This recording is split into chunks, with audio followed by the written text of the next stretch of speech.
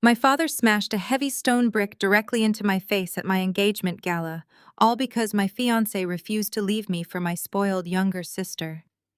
As blood poured down my custom gown, my mother simply sipped her champagne and laughed, telling the crowd she wanted to see if my fiancé would still love me with a disfigured face.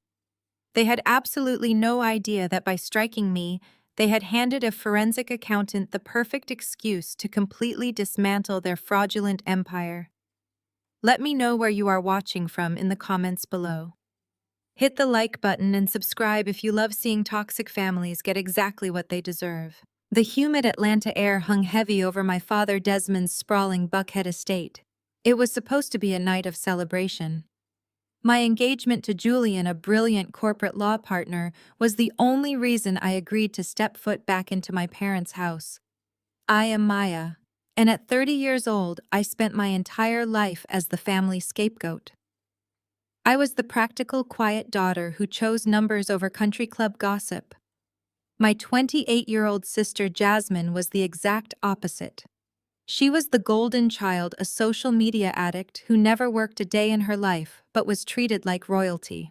The jazz band played softly in the background when the illusion of a perfect family gathering shattered completely. I stepped inside to fix my makeup, and when I returned to the patio, I found Jasmine cornering Julian by the edge of the infinity pool. She was heavily intoxicated, holding a martini glass, while blatantly running her hand down Julian's chest. I froze in the shadow of the doorway, watching my sister aggressively proposition my future husband. "You are way too successful to be tied down to someone as boring as Maya," she purred, leaning her body against him. "You know you want someone who actually fits into this lifestyle." Julian stepped back so quickly that Jasmine nearly stumbled into the water. He did not lower his voice. His words boomed across the patio, cutting through the music and the polite chatter of the wealthy guests. "I would rather marry a tree than touch a vapid, unemployed leech like you, Jasmine," he stated, his voice dripping with absolute disgust. The band stopped playing. Dozens of Atlanta's most influential socialites turned their heads in our direction. Jasmine's face flushed crimson as she looked around at the staring crowd. She immediately burst into theatrical tears, playing the victim as she always did. Before I could even step onto the patio, my father Desmond stormed out of the house. He was a luxury real estate tycoon who cared about one thing above all else: his public image. He saw his golden child crying and Julian standing with his arms crossed. But my father did not yell at Julian. He turned his furious gaze directly to me as I stepped into the light. "You cannot even control your own man, Maya," my father hissed, grabbing my arm tightly.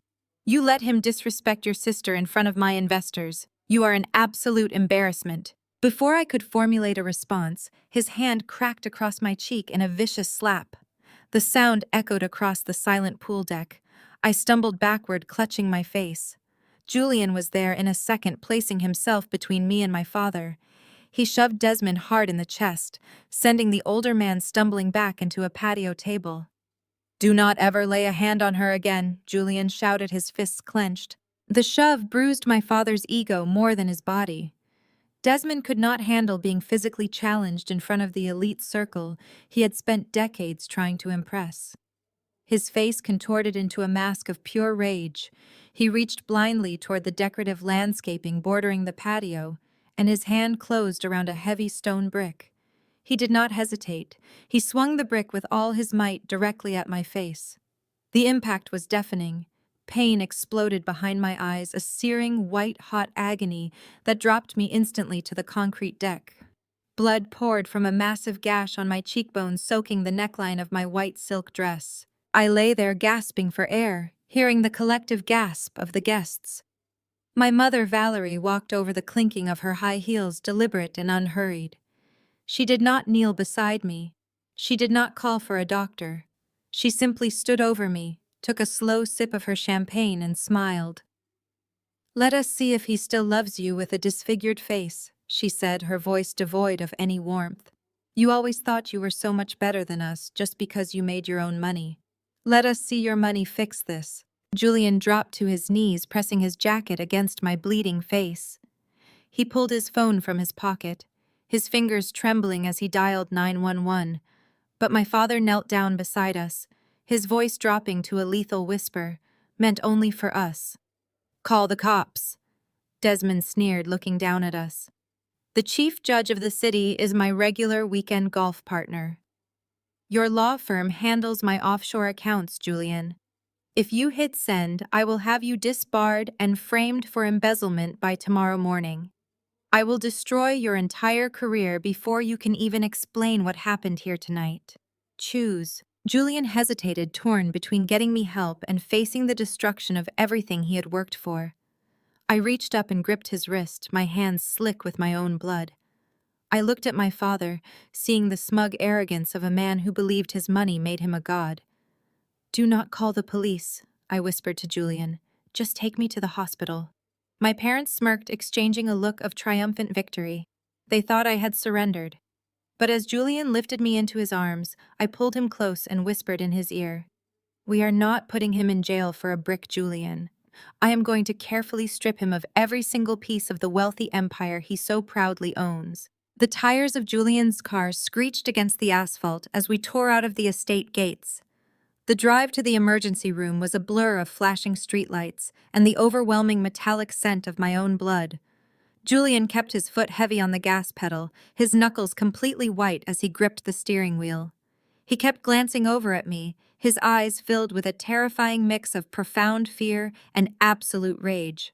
I kept his ruined jacket pressed firmly against the right side of my face, trying to stem the bleeding, but the damage was severe.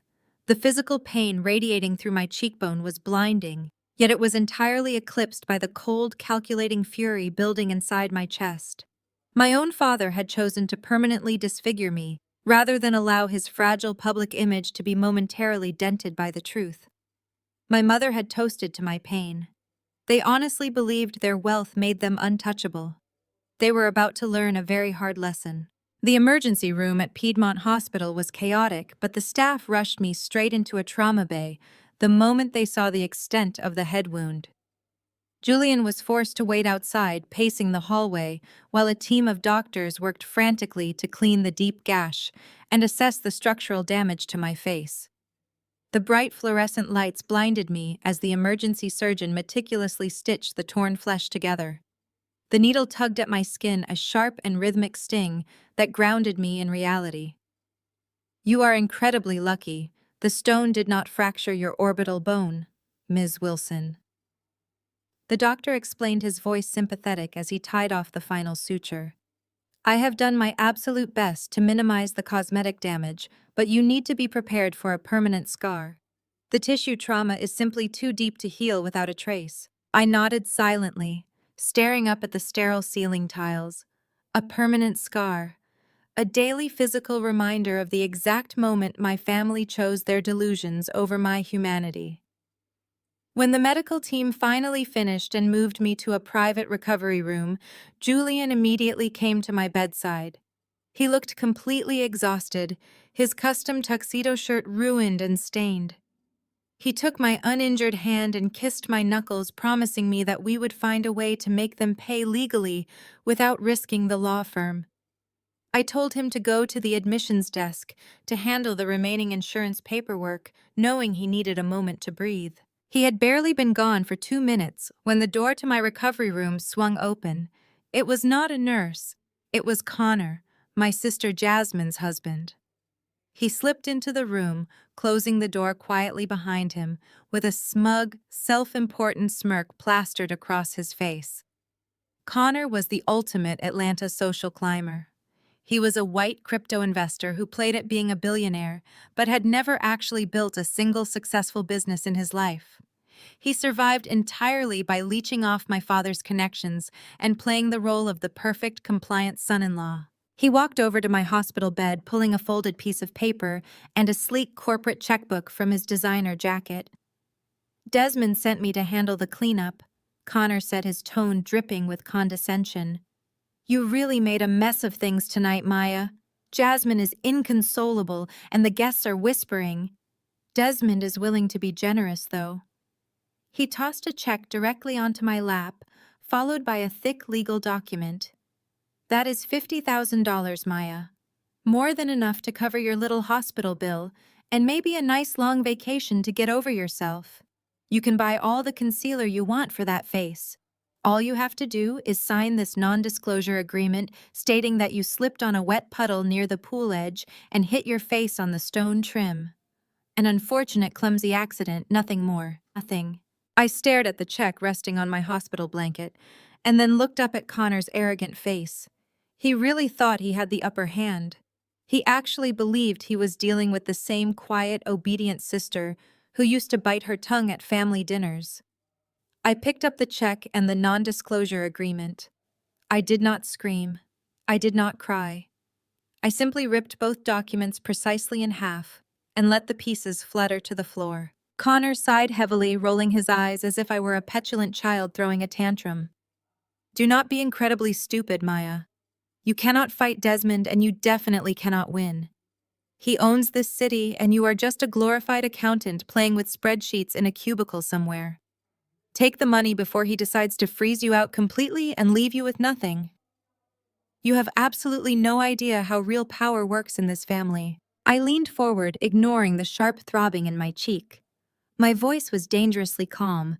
You want to talk to me about how power works in this family, Connor? Let us talk about power.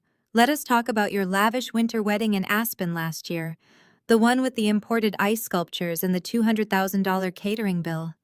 You loved bragging about how Desmond spared no expense for his favorite daughter and his brilliant new son-in-law. Connor frowned, his arrogant posture faltering slightly. What does my wedding have to do with you being clumsy? Everything, I said, staring dead into his eyes. Because Desmond did not pay for that wedding, Connor.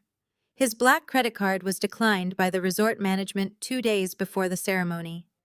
The event planner was about to cancel the entire weekend and call the local authorities for fraud. I paid for it. I routed $200,000 through a blind trust to cover the bill, so my father would not face the humiliation of a public arrest in front of his wealthy friends. You are a broke squatter playing rich in a black man's house, and you are trying to buy my silence with money that does not even exist. You are nothing but a pathetic pawn in a game you do not even understand. The color completely drained from Connor's face. His mouth opened, but no words came out. The illusion of his immense wealth and his father-in-law's invincibility had just been violently shattered. He took a stumbling step backward, looking like a cornered animal before turning and practically fleeing from the hospital room. Connor's frantic footsteps echoed down the sterile hospital corridor, fading into the steady rhythmic hum of medical machines. Julian stared at the open doorway, shaking his head in absolute disbelief at the sheer audacity of my sister's husband. He turned back to me, about to speak, when the heavy wooden door was shoved open again with enough violent force to rattle the metal hinges. This time, there was no sneaking around. My parents, Desmond and Valerie, stormed into the recovery room like they owned the entire hospital wing. They were still dressed to the nines in their formal gala attire, smelling faintly of expensive champagne and imported cigars. Neither of them so much as glanced at the heart monitor tracking my pulse or the thick white bandages wrapping the right side of my face. To them, my physical pain was entirely invisible. It was just an inconvenient mess they needed to aggressively sweep under the rug before the country club gossip pages got hold of it. Desmond did not walk to my bedside to check on my injuries. He marched directly toward Julian, his jaw locked in a tight, furious line. "You have created an absolute disaster tonight, Julian," my father barked, his voice vibrating with barely contained rage. "The whisper network is already spinning completely out of control. People are actually saying Jasmine was throwing herself at you and that I assaulted my own daughter. We are trending on social media for all the wrong reasons. Jasmine is sitting out in the limousine crying her eyes out because her pristine reputation is taking a massive hit. I will not allow my golden child to be dragged through the mud because of your reckless outburst." Desmond reached into his tailored tuxedo pocket and pulled out a single sheet of embossed stationery. He shoved it aggressively against Julian's chest. "This is a drafted statement. You are going to pull out your phone right now and record a public apology video. You are going to post it to your personal accounts and your law firm's corporate page. You will read these exact words. You will confess that you drank entirely too much tonight, that you acted aggressively toward Jasmine unprovoked, and that Maya's injury was the tragic result of you shoving me causing a clumsy accident. You will clear my family's name completely and take the entire blame. Julian swatted the paper away, letting it fall to the cold linoleum floor. He stepped directly into my father's personal space. His hands balled into tight fists at his sides. I am not reading a single word of your delusional script. Desmond Julian snarled, his voice deadly quiet. You smashed a stone brick into your daughter's face. You belong in a prison cell, not on a social pedestal. I am not going to ruin my career and my personal integrity to cover up your violent, psychotic behavior. You want to destroy me, then go ahead. I have built my reputation on fighting corporate bullies just like you. Go ahead and call the chief judge. Call the bar association. I do not care what you try to take from me. I am not lying for you. My mother Valerie finally stepped forward, her diamond-studded heels clicking sharply against the floor. She looked at Julian with an expression of pure elitist disgust. Do not be a fool, Julian, she said, her tone chillingly calm. You think the truth matters to people like us. We write the truth. We fund the truth. If you do not make this video, Desmond will not just have you disbarred. He will make sure every major corporate client drops your firm by tomorrow morning. Your partners will turn on you and you will be utterly ruined before the sun even comes up. The tension in the small recovery room was absolutely suffocating. Julian was preparing to throw his entire life away just to defend me. I could see the absolute resolve burning in his eyes. He was ready to go to war against a billionaire real estate titan armed with nothing but the truth. But I knew the truth was a blunt instrument against people with endless capital. I needed something far sharper. I reached out with my uninjured hand and weakly grabbed Julian's wrist. My fingers were cold and trembling. I let a perfectly timed tear slip from my left eye, playing the role of the broken, defeated scapegoat to absolute perfection. Just do it, Julian, I whispered, making my voice sound fragile and completely exhausted. Please.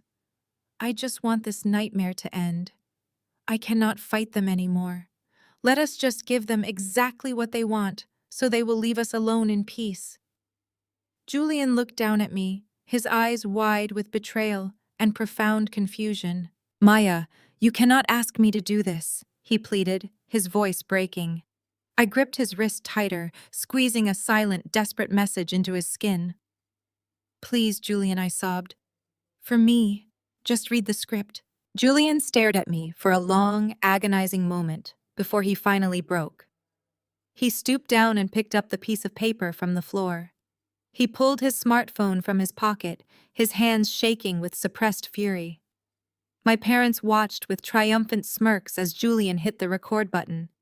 He read the fabricated apology word for word, swallowing his pride to protect me from further harm. When he finished, he uploaded the video directly to his public profiles, just as Desmond had demanded. My mother crossed her arms and smiled that same hollow, chilling smile she had worn on the patio. Good girl, Valerie sneered, looking down at my bandaged face. At least that heavy brick finally knocked some sense and obedience into you. Remember your place, Maya. As long as you stay quiet and compliant, we might let you keep your little job and come to Thanksgiving dinner.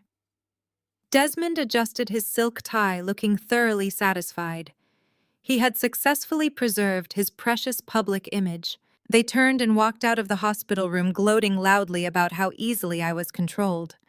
The heavy door clicked shut behind them, sealing us in total silence. Julian dropped his phone onto a side table and sank into a plastic visitor chair, putting his head in his hands. He looked utterly defeated. Why did you let them win, Maya? He asked, his voice muffled and raw. Why did you make me give them the ultimate victory? I did not answer him immediately. I sat up in the hospital bed, ignoring the sharp spikes of agony shooting through my cheekbone. All the fragility and weakness instantly vanished from my posture. I looked at Julian, my eyes burning with cold, calculating precision. Hand me my work bag, I commanded, my voice steady and completely devoid of tears.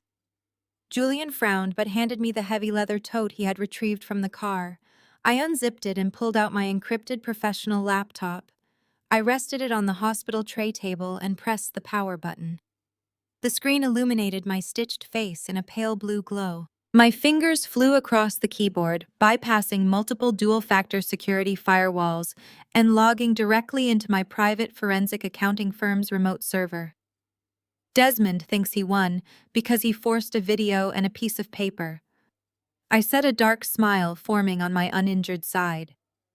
He thinks his money makes him an untouchable god. But he completely forgot what I do for a living, Julian. I have spent the last 7 years untangling the most complex corporate fraud cases in the country. He just handed a forensic accountant the ultimate motivation to destroy him. I hit the enter key, pulling up the hidden offshore routing numbers I had secretly flagged months ago. Let us see exactly what Daddy is hiding. The glow of the laptop screen reflected in Julian's exhausted eyes as we watched the first threads of my father's financial web begin to unravel. But before we could even begin to map out the full extent of Desmond's offshore accounts, the next morning brought a fresh wave of manufactured hell. Jasmine was never satisfied with a quiet victory or a private surrender. She needed public adoration. She needed to be the ultimate victim and the center of the universe. I woke up to my phone vibrating relentlessly against the metal hospital tray table. It was a link from a former college friend pointing to a social media video that already had 3 million views. Jasmine was sitting on the floor of her pristine walk-in closet, wearing an oversized designer sweater and no makeup, looking perfectly fragile and small. She was crying those signature theatrical tears, dabbing gently at her eyes with a tissue as she spoke directly to the camera. She did not use our names, but she did not have to. The Atlanta socialite circle and the internet at large already knew exactly who she was talking about. She spoke in a trembling, breathless voice about surviving a deeply traumatic family event the night before. She claimed her sister's fiancé had flown into a violent drunken rage and that she was still shaking from witnessing the horrific physical abuse. She heavily implied that Julian was a dangerous monster who had brutally smashed my face and that she was traumatized just by being in his general presence. The comment section was an absolute bloodbath. Thousands of strangers were calling for Julian to be arrested, demanding his prestigious law firm fire him immediately, and praising Jasmine for her stunning bravery in speaking out against domestic violence. She had expertly weaponized a very real issue using the public's empathy to completely cover up our father's violent crime. She painted Julian as a monster and herself as a traumatized hero. The professional fallout was instantaneous. Julian's phone began ringing incessantly. It was his managing partner demanding he come into the downtown office immediately. I refused to stay in the hospital bed a second longer. I signed myself out against strict medical advice, hiding my heavily bandaged face under a large silk scarf and dark sunglasses. We drove straight to his firm in heavy silence. I sat in his private office while he faced the firing squad in the executive boardroom.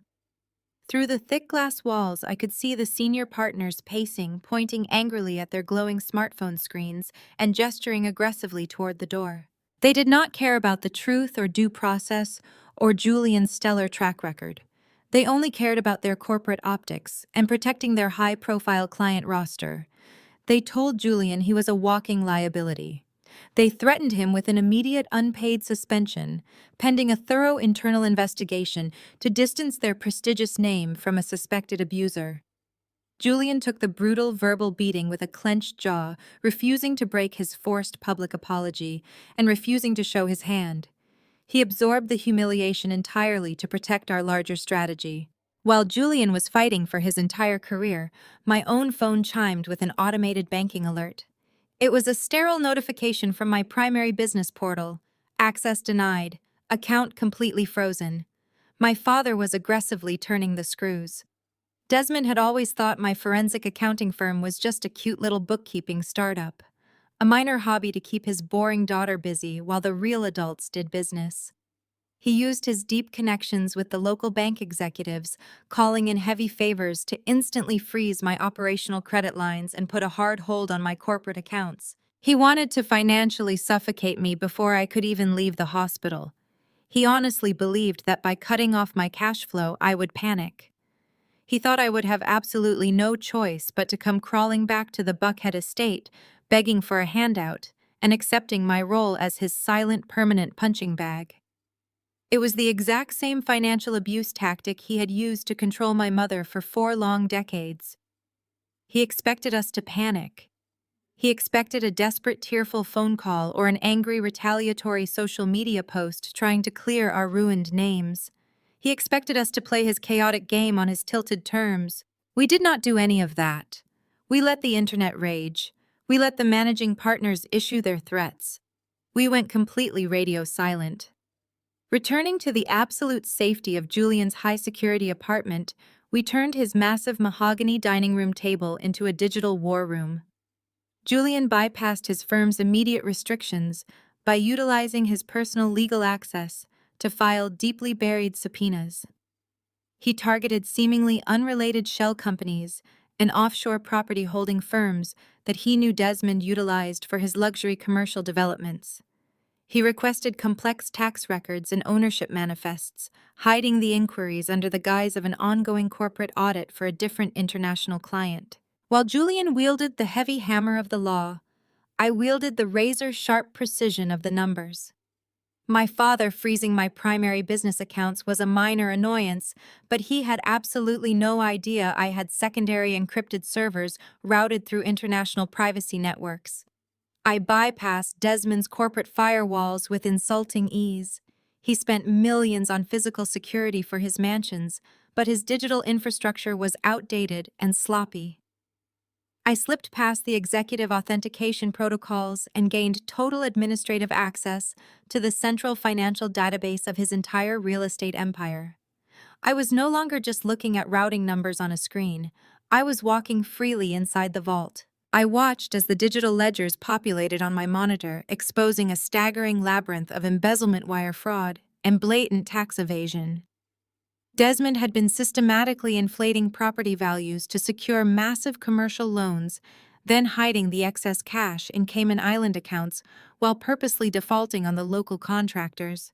He was stealing from his own investors to fund Jasmine's lavish lifestyle and Connor's fake crypto investments. I looked across the table at Julian, who was highlighting discrepancies in a fresh stack of subpoenaed property deeds. He caught my eye and a slow, dangerous smile spread across his tired face. "He thinks a signed piece of paper and a crying video protect him," I said, my voice steady and ice cold. "He forgot he is dealing with a forensic accountant and a ruthless corporate litigator. We are not just going to clear our names, Julian. We are going to completely dismantle him piece by piece until there is absolutely nothing left but the cold, hard truth." We were no longer playing the victims. We were officially hunting. We did not sleep.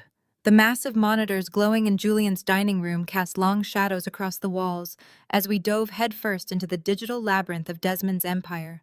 My fingers moved across the keyboard with a frantic mechanical rhythm, tracking the ghost trails of missing capital.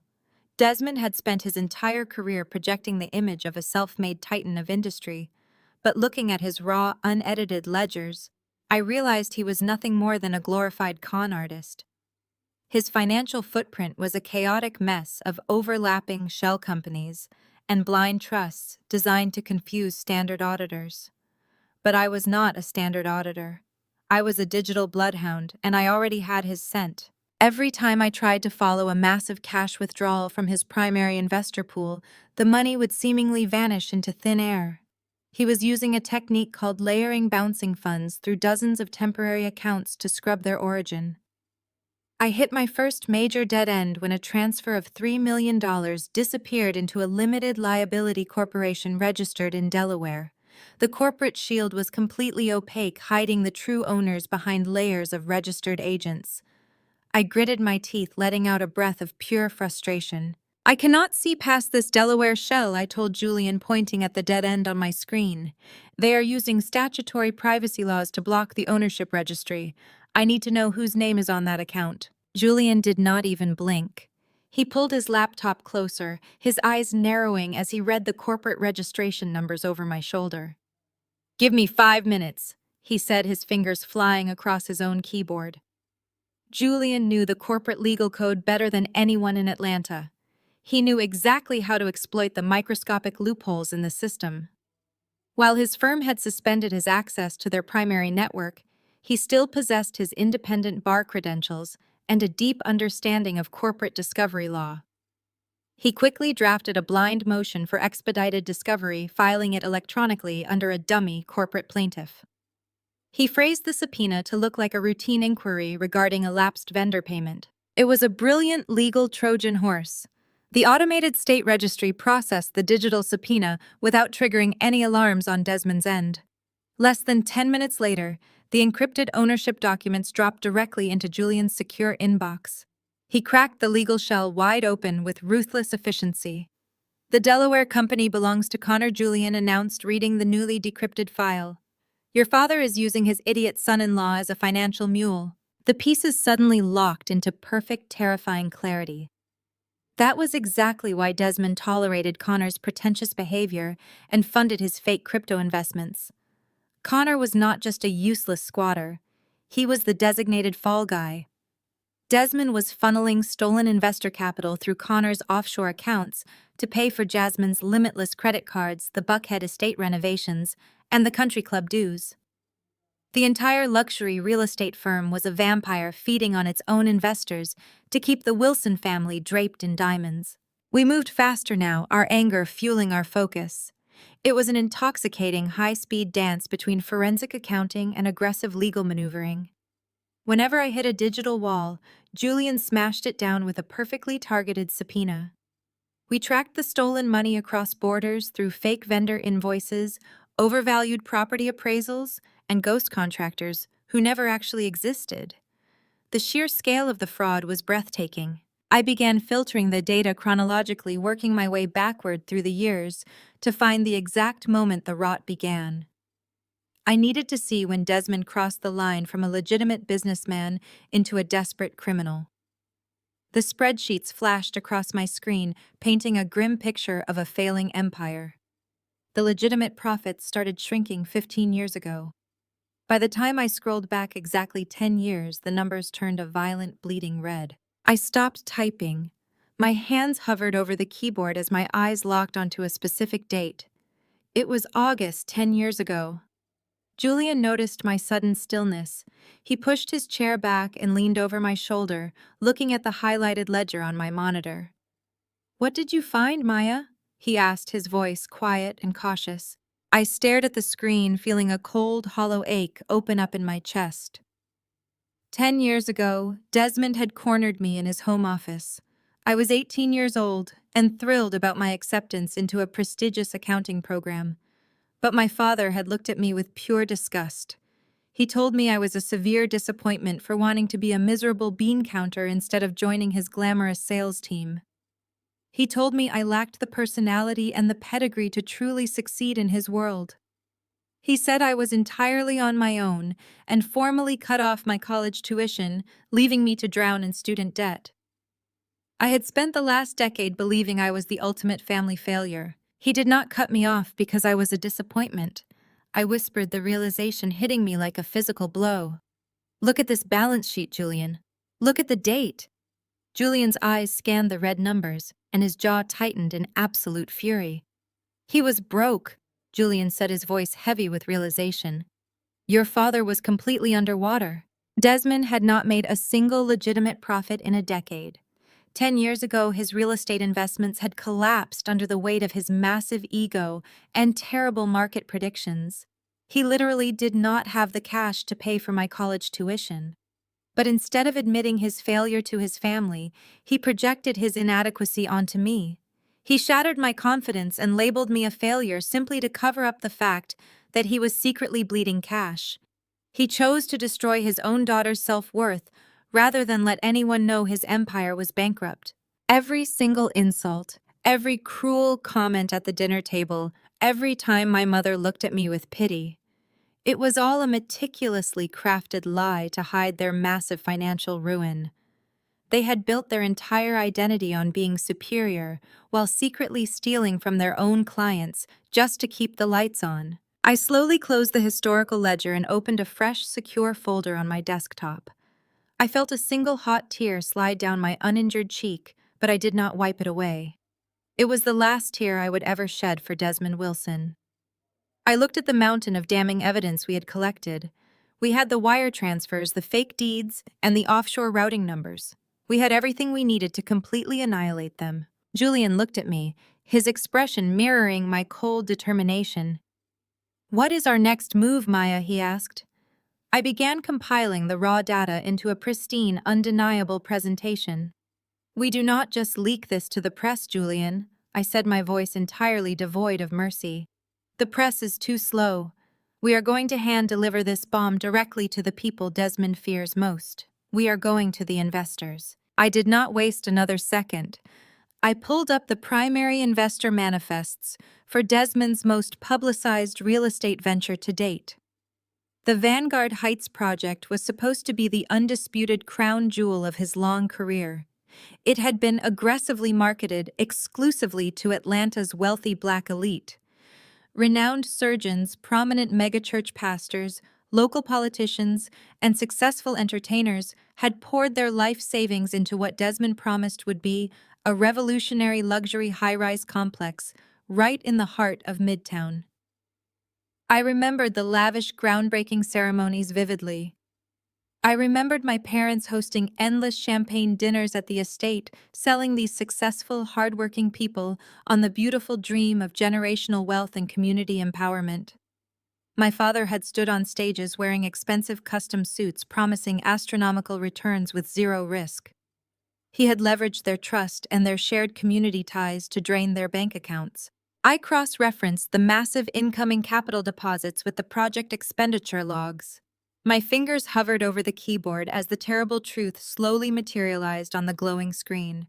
There were absolutely no construction expenses. Not a single dollar had been spent on structural steel, concrete, architectural permits, or land surveying. I stared at the blank expense columns, feeling a cold, sharp chill radiate down my spine. The money from the newest Vanguard Heights investors was not going into a real estate development fund. It was being routed directly back out to pay the guaranteed quarterly dividends to the early investors from his previous projects. I looked up at Julian, my throat suddenly completely dry. "Julian," I whispered, "there are no buildings. Vanguard Heights does not exist at all. The entire real estate empire is a massive Ponzi scheme. He is robbing Peter to pay Paul and aggressively keeping the skim for himself." Julian walked slowly around the dining room table, staring intently at the digital ledgers. His mind instantly switched from shock to pure legal calculation. If it is a Ponzi scheme, the math eventually demands more cash than the market can continuously supply, he said, his voice tight with growing urgency. He leaned over, pointing at the screen. "You cannot sustain those fake dividend payouts forever without a massive influx of new victims. Where is the massive deficit coming from, Maya? Where did the principal capital actually go?" We already knew Desmond was siphoning funds to maintain the Buckhead estate, to pay for Jasmine's imported wedding ice sculptures, and to fund my mother's ridiculous country club lifestyle. But those lavish personal expenses were just a tiny fraction of what was missing. We were looking at a terrifying black hole of over $60 million. I tracked the encrypted routing numbers connecting the massive outgoing transfers to the Delaware shell companies Julian had cracked earlier that morning. Desmond had appointed Connor as the sole managing director of those specific holding firms. The strategy became crystal clear. Connor was supposed to be parking the stolen investor capital in safe, untraceable offshore accounts, creating a massive hidden nest egg for my father when the Ponzi scheme inevitably collapsed. My father thought he was a criminal mastermind, utilizing his compliant, eager-to-please son-in-law as a highly secure financial mule. But Desmond had fundamentally misjudged Connor's sheer arrogance and his staggering incompetence. I bypassed the final security protocols and accessed the secondary digital wallets tied directly to Connor's name. As the transaction histories populated my screen, I felt my stomach physically drop. Connor had not parked the money in safe offshore holding accounts as instructed. He had transferred tens of millions of dollars into highly unregulated, volatile cryptocurrency exchanges. He honestly believed he was a financial genius who could double my father's stolen money overnight and become a billionaire in his own right without doing any actual work. I watched the timestamp trades flashing across the monitor, tracking the disastrous trajectory of his massive ego. Connor had been aggressively day trading the investor capital on high-risk margin calls and leveraging completely imaginary digital assets. The financial charts told a story of absolute unmitigated slaughter. He had bought into obscure meme coins and highly unstable digital assets at their absolute peak, only to watch the market brutally crash a week later. Instead of cutting his losses and stepping away, he had panicked. He had pulled more and more cash from Desmond's Delaware shell companies to cover his massive margin calls, hoping for a miracle rebound that never came. He was throwing good stolen money after bad, trying to chase his catastrophic losses before Desmond could find out. I ran the final forensic calculation, hitting the enter key with a heavy hand. "Julian," I said, my voice barely a whisper in the silent room. Connor did not just hide the money, he gambled it. He lost 80% of the entire principal. Almost $50 million is completely gone. Vaporized into thin air by a man who plays golf on Tuesdays and calls himself an investor. Julian sank back into his chair, dragging a heavy hand across his face as the sheer magnitude of the disaster settled over us. "No wonder Desmond was willing to smash a stone brick into your face to keep you quiet," Julian said, staring blankly at the glowing monitors. "No wonder Connor tried to buy your silence with a fake $50,000 check in your hospital room. They are not just protecting a public image, Maya. They are sitting on a ticking financial nuclear bomb.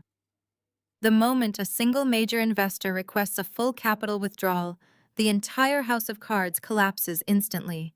Desmond knows he is entirely out of runway. My father was a dead man walking. He had stolen millions of dollars from the most powerful and influential families in Atlanta, and his idiotic son-in-law had flushed it all down a digital drain.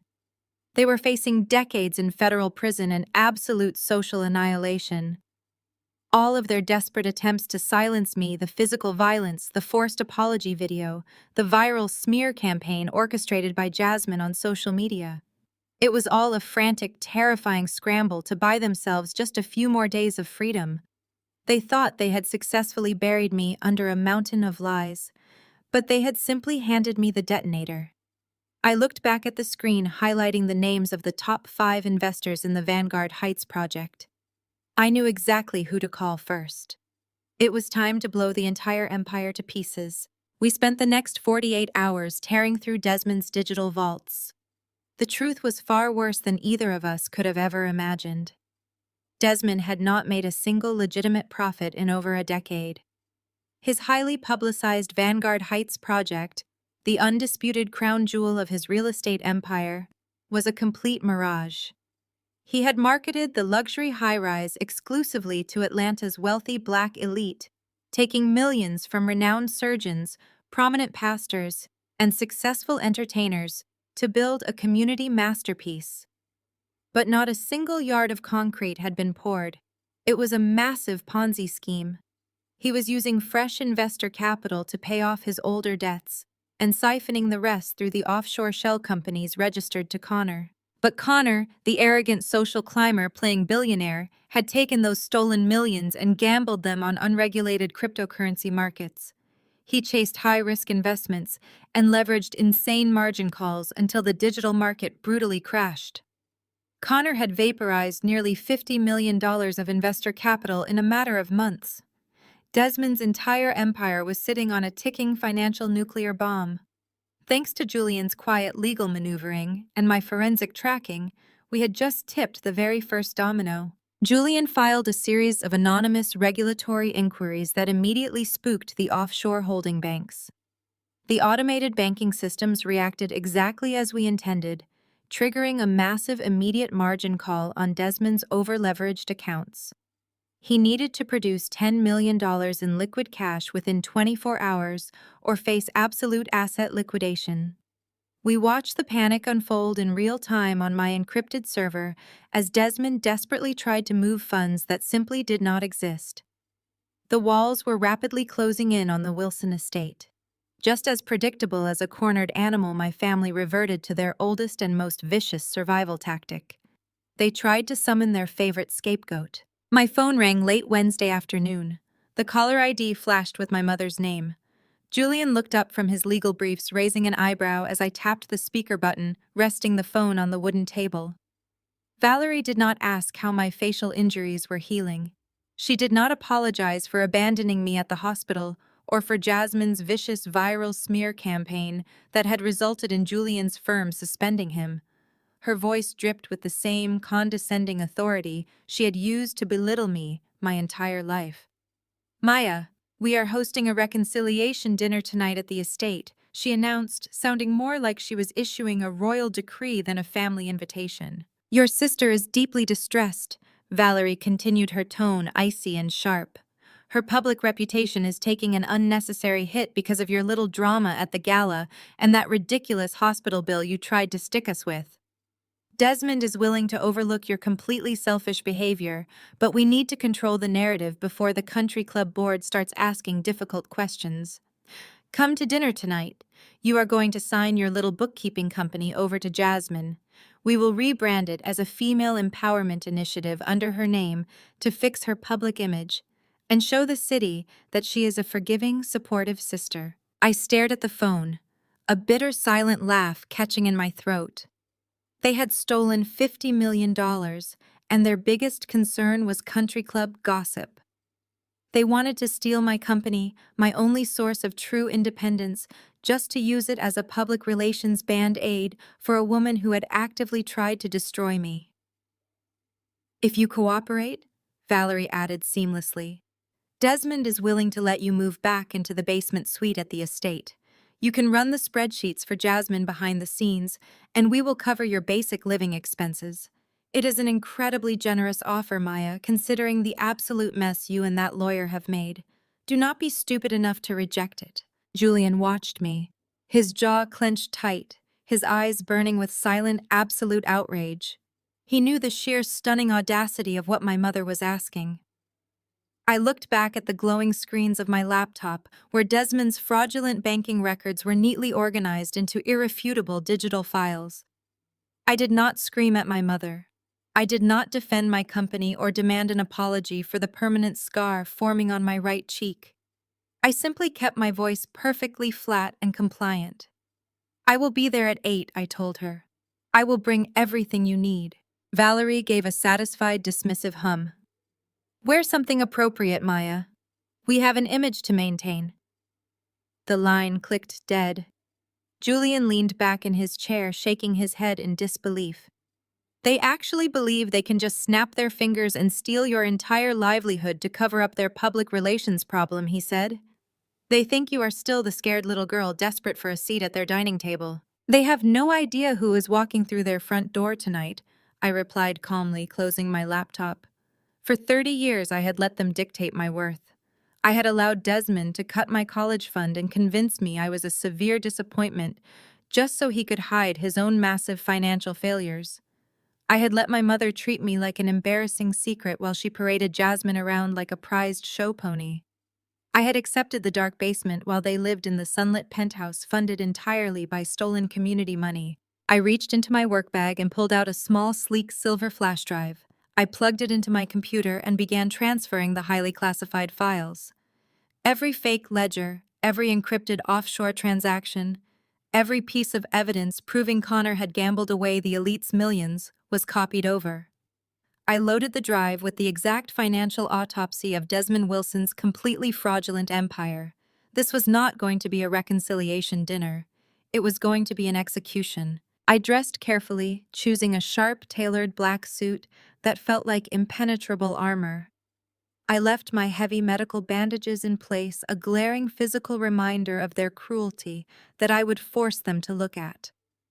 I did not print out the corporate transfer papers my mother had demanded. I did not prepare a tearful apology.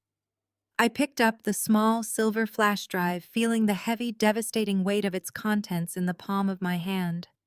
Desmond and Valerie wanted to control the narrative tonight. They were about to learn that I owned the printing press. The massive wrought iron gates of the Buckhead estate slowly parted, welcoming me into the belly of the beast. I drove my modest sedan up the long winding driveway flanked by perfectly manicured hedges and imported marble fountains. For 30 years, this driveway had symbolized my own inadequacy. It was a physical reminder of the staggering wealth I was constantly excluded from and the impossible standards I could never hope to meet. But tonight, the glittering facade of the mansion looked entirely different to me. I was no longer looking at a monument to my father's success.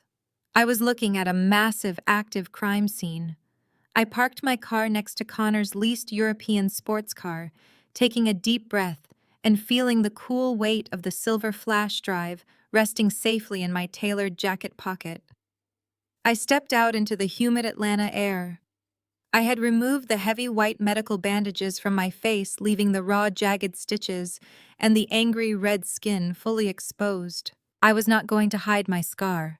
I was going to wear it proudly like battle armor and force them to look directly at the physical evidence of their absolute moral bankruptcy. I pushed open the heavy mahogany front doors and walked directly into the formal dining room. The space was designed to intimidate, featuring a glittering crystal chandelier and a long table set with pristine bone china. But there was no food in sight. There was no dinner. It was exactly what I expected: an ambush. My family was waiting for me. Desmond stood at the head of the table, radiating impatient arrogance. Valerie sat to his right, holding a crystal glass of red wine. Jasmine sat across from her, looking bored and scrolling mindlessly on her phone. But it was Connor who caught my immediate attention. He was standing near the corner of the room, sweating profusely and looking physically ill. The automated margin call had clearly hit his accounts. He knew the stolen millions were gone, but he was still too terrified to confess to the monster standing at the head of the table. My mother took a slow sip of her wine and lowered her glass. Her eyes immediately zeroed in on the right side of my face. She did not gasp in horror or offer a single word of maternal sympathy for the permanent disfigurement.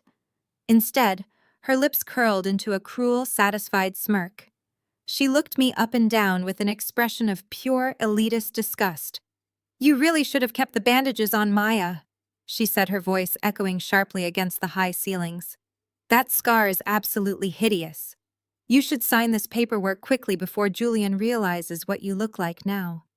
Julian will leave you for someone prettier soon anyway. Men like him do not stay with damaged goods." For the first time in my entire life, her venomous words did not sting. They just sounded pathetic. Her power over me had completely vanished the moment I stopped caring about her approval. Before I could respond, Desmond slapped his hand hard against the polished wood, commanding the room. "Let us bypass the pleasantries," he barked. He picked up a thick legal document from the table and slid it forcefully across the smooth surface until it stopped right in front of me. "This is the transfer deed for your little bookkeeping firm, Maya. Your sister's reputation is hurting because of your little drama. Come to dinner, sign your little company over to Jasmine to fix her public image, and we will let you move back into the basement." Desmond crossed his arms, looking at me as if he were granting me a tremendous favor. He explained the terms with supreme confidence. Jasmine would be listed as the sole founder of a female financial empowerment initiative. It was the perfect false narrative to counteract the terrible press my erratic behavior had caused her. "You will manage the client accounts silently, under her direction," Desmond continued, "and we will provide you with a modest monthly stipend. You provoked me into an unfortunate accident, and you let that arrogant lawyer ruin his own career just to defend your lies. This is your only chance to remain a part of this family. Take the pen and sign the paper." I looked down at the transfer deed. It was printed on thick, expensive paper, completely oblivious to the fact that the man demanding my signature was technically a bankrupt fraud. I slowly reached out, not to take the gold pen resting beside the document, but to push the deed back across the table. "No," I said. My voice was perfectly calm, steady, and entirely devoid of fear. "I am not signing anything." Jasmine slammed her phone down onto the table, her face twisting into an ugly, hateful sneer. She stood up, pointing a manicured finger directly at my face. "You are so unbelievably selfish, Maya," she screamed. "You owe me this. You ruined my reputation. You always ruin everything because you are just a bitter, ugly dropout who could not handle law school. You could not make it in the real world, so you hide behind spreadsheets and pretend you are important. You are a complete failure." I held my ground, letting her high-pitched insults echo through the silent room. I looked directly into Jasmine's furious eyes and then shifted my gaze to my father, whose arrogant posture was beginning to falter under the weight of my unblinking stare. "I did not drop out," I said, my voice slicing through the tension like a razor. "I did not fail out of law school, Jasmine." Dad's tuition check bounced. The entire room went completely still. Valerie lowered her wineglass, her brow furrowing in genuine confusion. Desmond's face drained of color, turning a sickly shade of gray. I took a slow, deliberate step forward, dominating the space. 10 years ago, I continued refusing to break eye contact with my father. 10 years ago, Desmond told me I was a severe disappointment because he needed a convenient excuse to cut me off. He did not cut me off because I lacked potential or because I was not smart enough to succeed.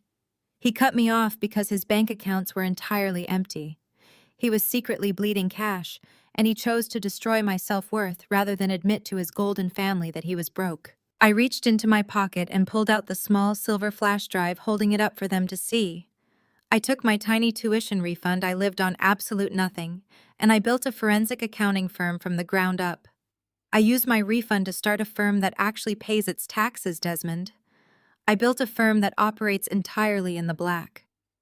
I paused, letting the silence stretch until it was suffocating. Unlike this house, which has a lien on it as of yesterday. The silence in the dining room became absolute. Desmond's jaw dropped.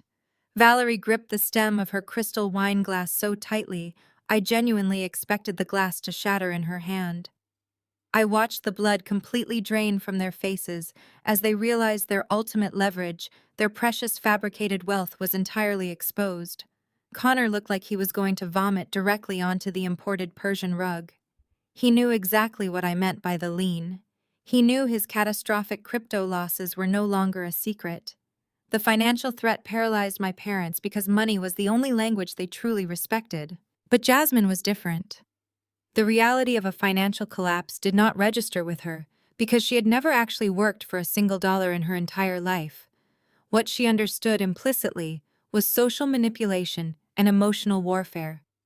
She saw Julian standing beside me, unwavering and protective. She saw that her attempt to humiliate me over my facial scar had failed miserably. Sensing that she was rapidly losing ground, she shifted her strategy. Her hands were shaking, but her eyes were calculating and viciously cold as she reached into her expensive designer handbag. She pulled out a small, glossy strip of paper and threw it directly into the center of the mahogany dining table. It landed right next to the transfer deed they had tried to force me to sign. I looked down at the image resting on the polished wood. It was a standard black and white printout of an ultrasound, but the name field in the upper corner was conveniently blank and the date stamp was entirely missing. It was a generic stock image, likely downloaded from the internet 5 minutes before I walked through the front door. Jasmine had not even bothered to make her forgery convincing. Jasmine let out a perfectly timed theatrical sob. She pressed a manicured hand to her mouth and looked directly at Julian, completely ignoring my existence. "I am pregnant," she cried, her voice breaking with manufactured sorrow. "It is Julian's. We slept together the night before the gala." The sheer audacity of the lie was breathtaking. It was a desperate, unhinged attempt to break my spirit. The night before the gala, Julian and I had been up until 4 in the morning, drafting legal injunctions and tracking Desmond's ghost accounts through offshore banking networks. Julian had not left my side for a single second. But Jasmine did not know that. She assumed I was still the insecure girl who would immediately believe her beautiful sister over my own reality. She thought she was dropping an emotional nuclear bomb that would shatter my confidence and send me running back to the basement in tears. She viewed Julian as just another high-value status symbol to be stolen like my childhood toys or my parents' affection. Before I could even speak, Desmond slammed his heavy hands flat on the table, instantly recovering his booming patriarchal voice. He completely ignored the revelation that his real estate empire was bankrupt and pivoted seamlessly to this new manufactured scandal. "How dare you!" he bellowed, pointing a thick, trembling finger directly at Julian.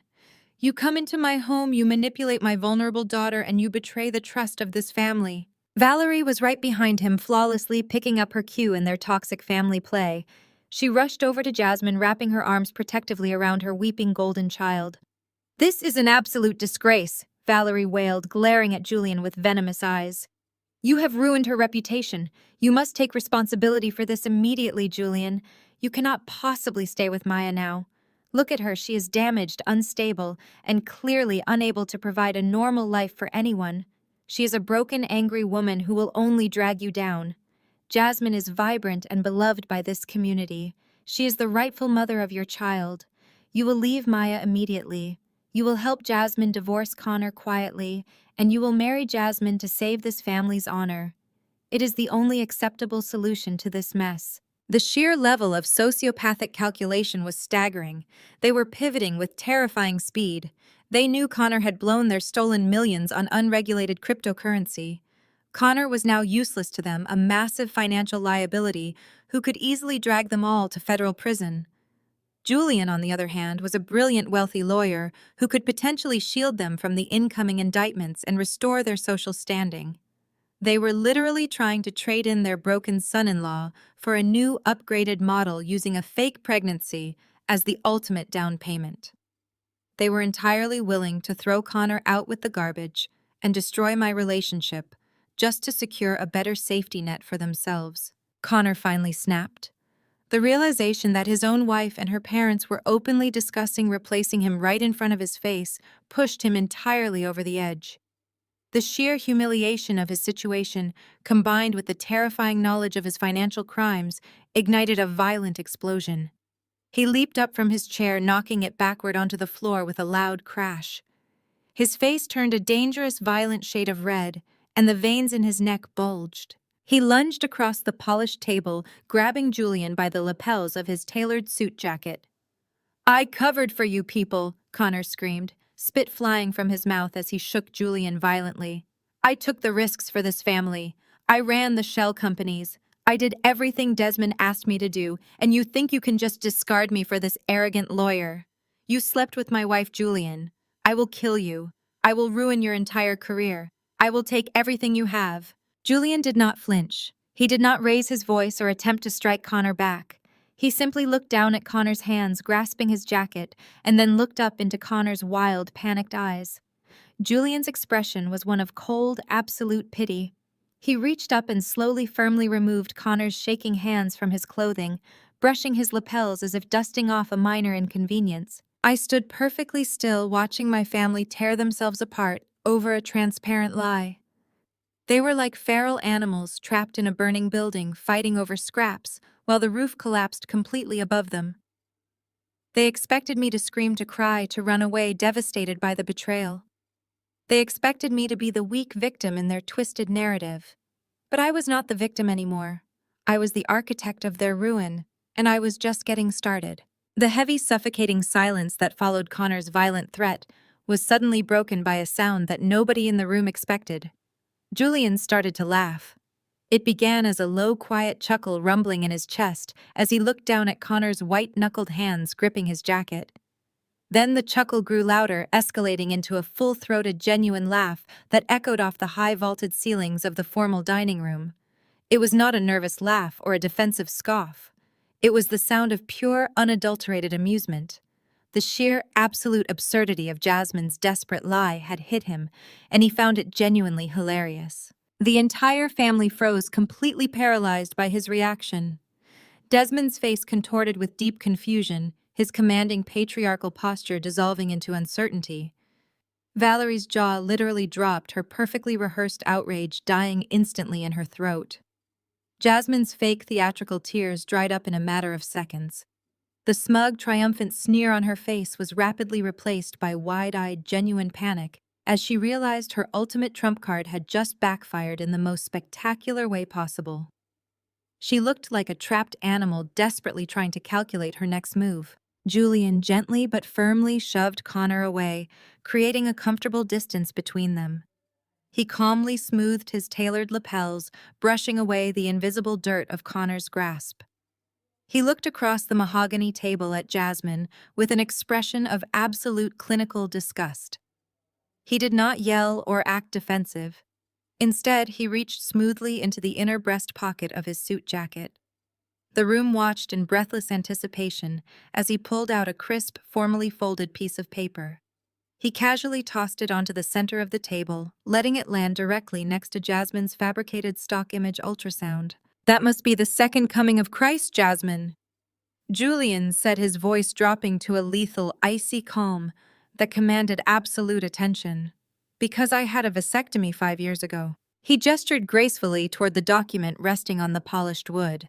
"I brought the certified clinical records just in case your family decided to try something entirely unhinged tonight," Julian explained smoothly. "My sperm is frozen in a secure cryogenics clinic downtown, and my beautiful, brilliant wife is the only person on Earth who possesses the legal release rights. It is biologically completely impossible for me to be the father of whatever is growing inside you." The room absorbed the shockwave like a physical blow. The absolute impossibility of her claim hung heavily in the air, completely destroying the last fragile remnant of her leverage. Connor moved first. His hands were shaking violently as he reached across the table and snatched the medical document. His eyes darted frantically across the crisp hospital letterhead, reading the doctor's signature and verifying the dates of the surgical procedure. He stared at the irrefutable medical proof and then slowly turned his head to look at the fake ultrasound photo resting on the table. Finally, his wild, panicked gaze shifted to Jasmine's stomach and then up to her terrified face. A horrible, sickening realization began to dawn on him. The gears were turning visibly in his head as he connected the dots. Jasmine had been complaining about morning sickness for the past 3 weeks. She had been strangely protective of her cell phone, changing her passcodes and taking calls in locked bathrooms. She had been rapidly gaining weight and refusing to drink alcohol at country club events. She was actually pregnant. But if the baby did not belong to Julian, and Connor knew it certainly did not belong to him, the terrible truth was completely undeniable. Connor's voice dropped to a ragged, lethal whisper as the final piece of the puzzle locked into place. "Marcus!" He breathed out the name hanging in the silent room like a curse. "You have been spending 4 days a week doing private sessions with Marcus." Jasmine took a clumsy, terrified step backward, tripping slightly in her expensive designer heels. "Connor." Her voice wavered, cracking with genuine fear. "Connor, please let me explain. It was just a mistake. You told me you were going on weekend wellness retreats." Connor continued, his voice rising in volume and pitch as the absolute humiliation washed over him. "You told me you were paying that 25-year-old fitness instructor $500 an hour to spot your squats. You are actually pregnant." He took a menacing step toward her, his face twisting into an unrecognizable mask of pure rage. "You are pregnant with the personal trainer's baby, and you tried to pin it on the lawyer to save yourself." Jasmine let out a shrill, terrified shriek and scrambled backward toward the hallway doorway.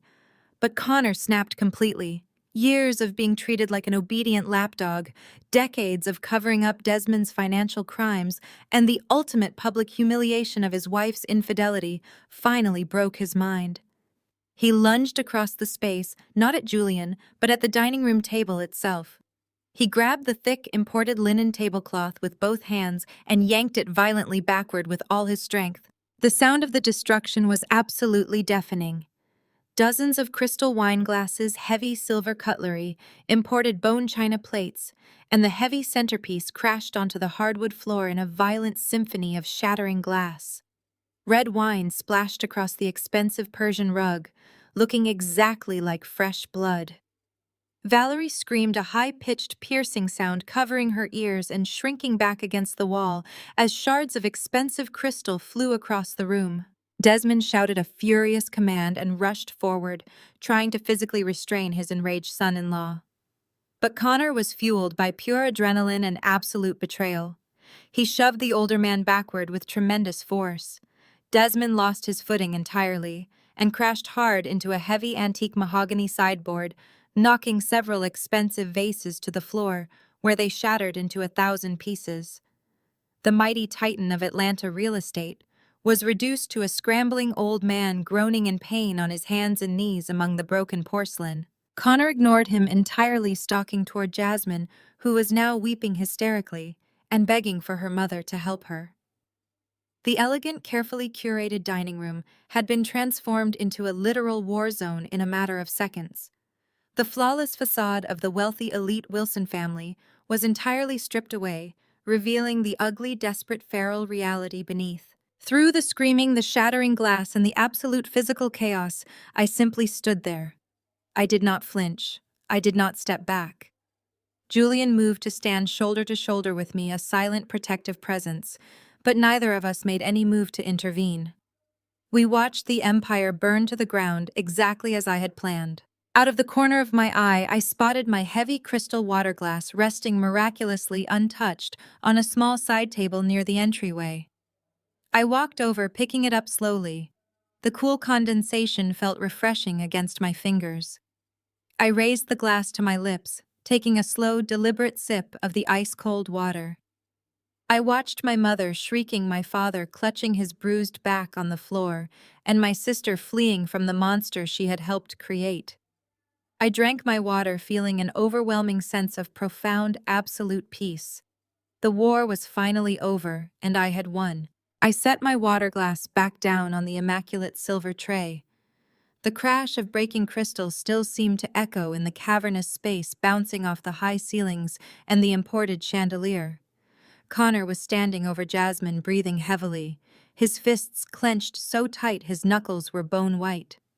Valerie was clutching her chest, sobbing hysterically into her diamond rings, her flawless makeup ruined by tears of absolute terror. Desmond was struggling to get to his feet, his face purple with exertion and raw, unbridled rage. He opened his mouth to scream another command to reassert his dominance over his crumbling kingdom and punish the insubordination in his dining room. But the sound that filled the room was not my father's booming voice. It was the sharp, piercing trill of a cell phone. It was not the standard generic tone of his business phone that his assistant managed. It was the harsh, shrill chime of his secure private line. The sound was completely out of place amidst the domestic violence and shattered porcelain. It cut through the heavy, humid tension of the room like a razor blade. Desmond froze entirely. The purple rage drained from his face in an instant, leaving behind a sickly, translucent pallor that made him look 20 years older. He scrambled frantically, patting down the pockets of his expensive tailored slacks until he retrieved the buzzing device. He stared at the glowing screen and his eyes widened in absolute, unadulterated terror. "Shut up!" he barked, his voice cracking with a sudden, desperate panic. "Shut up, all of you, right now!" Connor stopped yelling, his chest still heaving with violent adrenaline. Jasmine swallowed her manufactured tears, her eyes darting toward the doorway. Valerie froze, her hands still pressed against her face, her sobs choking off in her throat. The sudden silence was suffocating, broken only by the crunch of broken glass underfoot as Desmond took a stumbling, unsteady step backward. He looked like a man standing on the trapdoor of the gallows waiting for the lever to be pulled.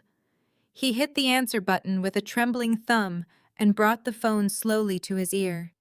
"Yes," he said, his voice barely a raspy whisper, completely devoid of its usual booming authority. "This is Desmond." I watched him intensely, memorizing every single twitch of his facial muscles. I knew exactly who was calling. Julian and I had timed the automated margin executions flawlessly, calculating the exact minute the international markets would trigger the default protocols. The voice on the other end belonged to a senior account manager at Apex Vanguard, a massive faceless private equity firm that specialized in liquidating distressed assets. Desmond listened for 10 seconds before his knees visibly buckled. He reached out, grabbing the high back of a mahogany dining chair just to keep himself from collapsing onto the wine-soaked rug. "No, you cannot do that," he pleaded, his voice stripping away decades of carefully cultivated arrogance. "You have to give me until Monday. You cannot freeze the accounts. I have the collateral. I just need a few days to liquidate some commercial properties. He was lying, and the person on the phone clearly knew it. The commercial properties were already leveraged to the absolute maximum limit.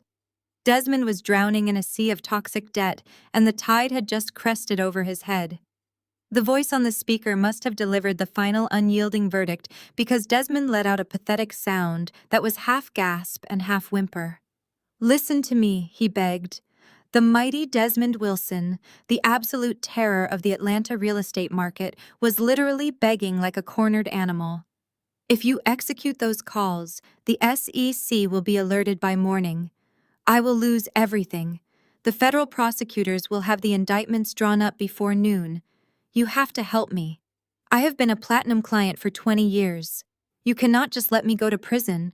The room watched in stunned, morbid fascination. Valerie stared at her husband as if she no longer recognized the whimpering, trembling creature clinging to the dining chair. The mention of federal prison made her sway on her feet, the reality of losing her country club status, and her mansion finally crashing down upon her. Connor let out a dark, bitter laugh, realizing his own fate was permanently sealed to this sinking ship.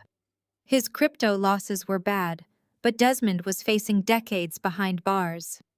"Buy me out," Desmond blurted out suddenly, his eyes wild and frantic with sheer desperation. "Buy the entire Wilson portfolio. Everything. The commercial towers, the residential developments, the land holdings. Just buy it all. Give me a clean 100 million. He was sweating profusely now, dark patches forming under the arms of his expensive dress shirt. "That will cover the margin deficit and satisfy the offshore creditors."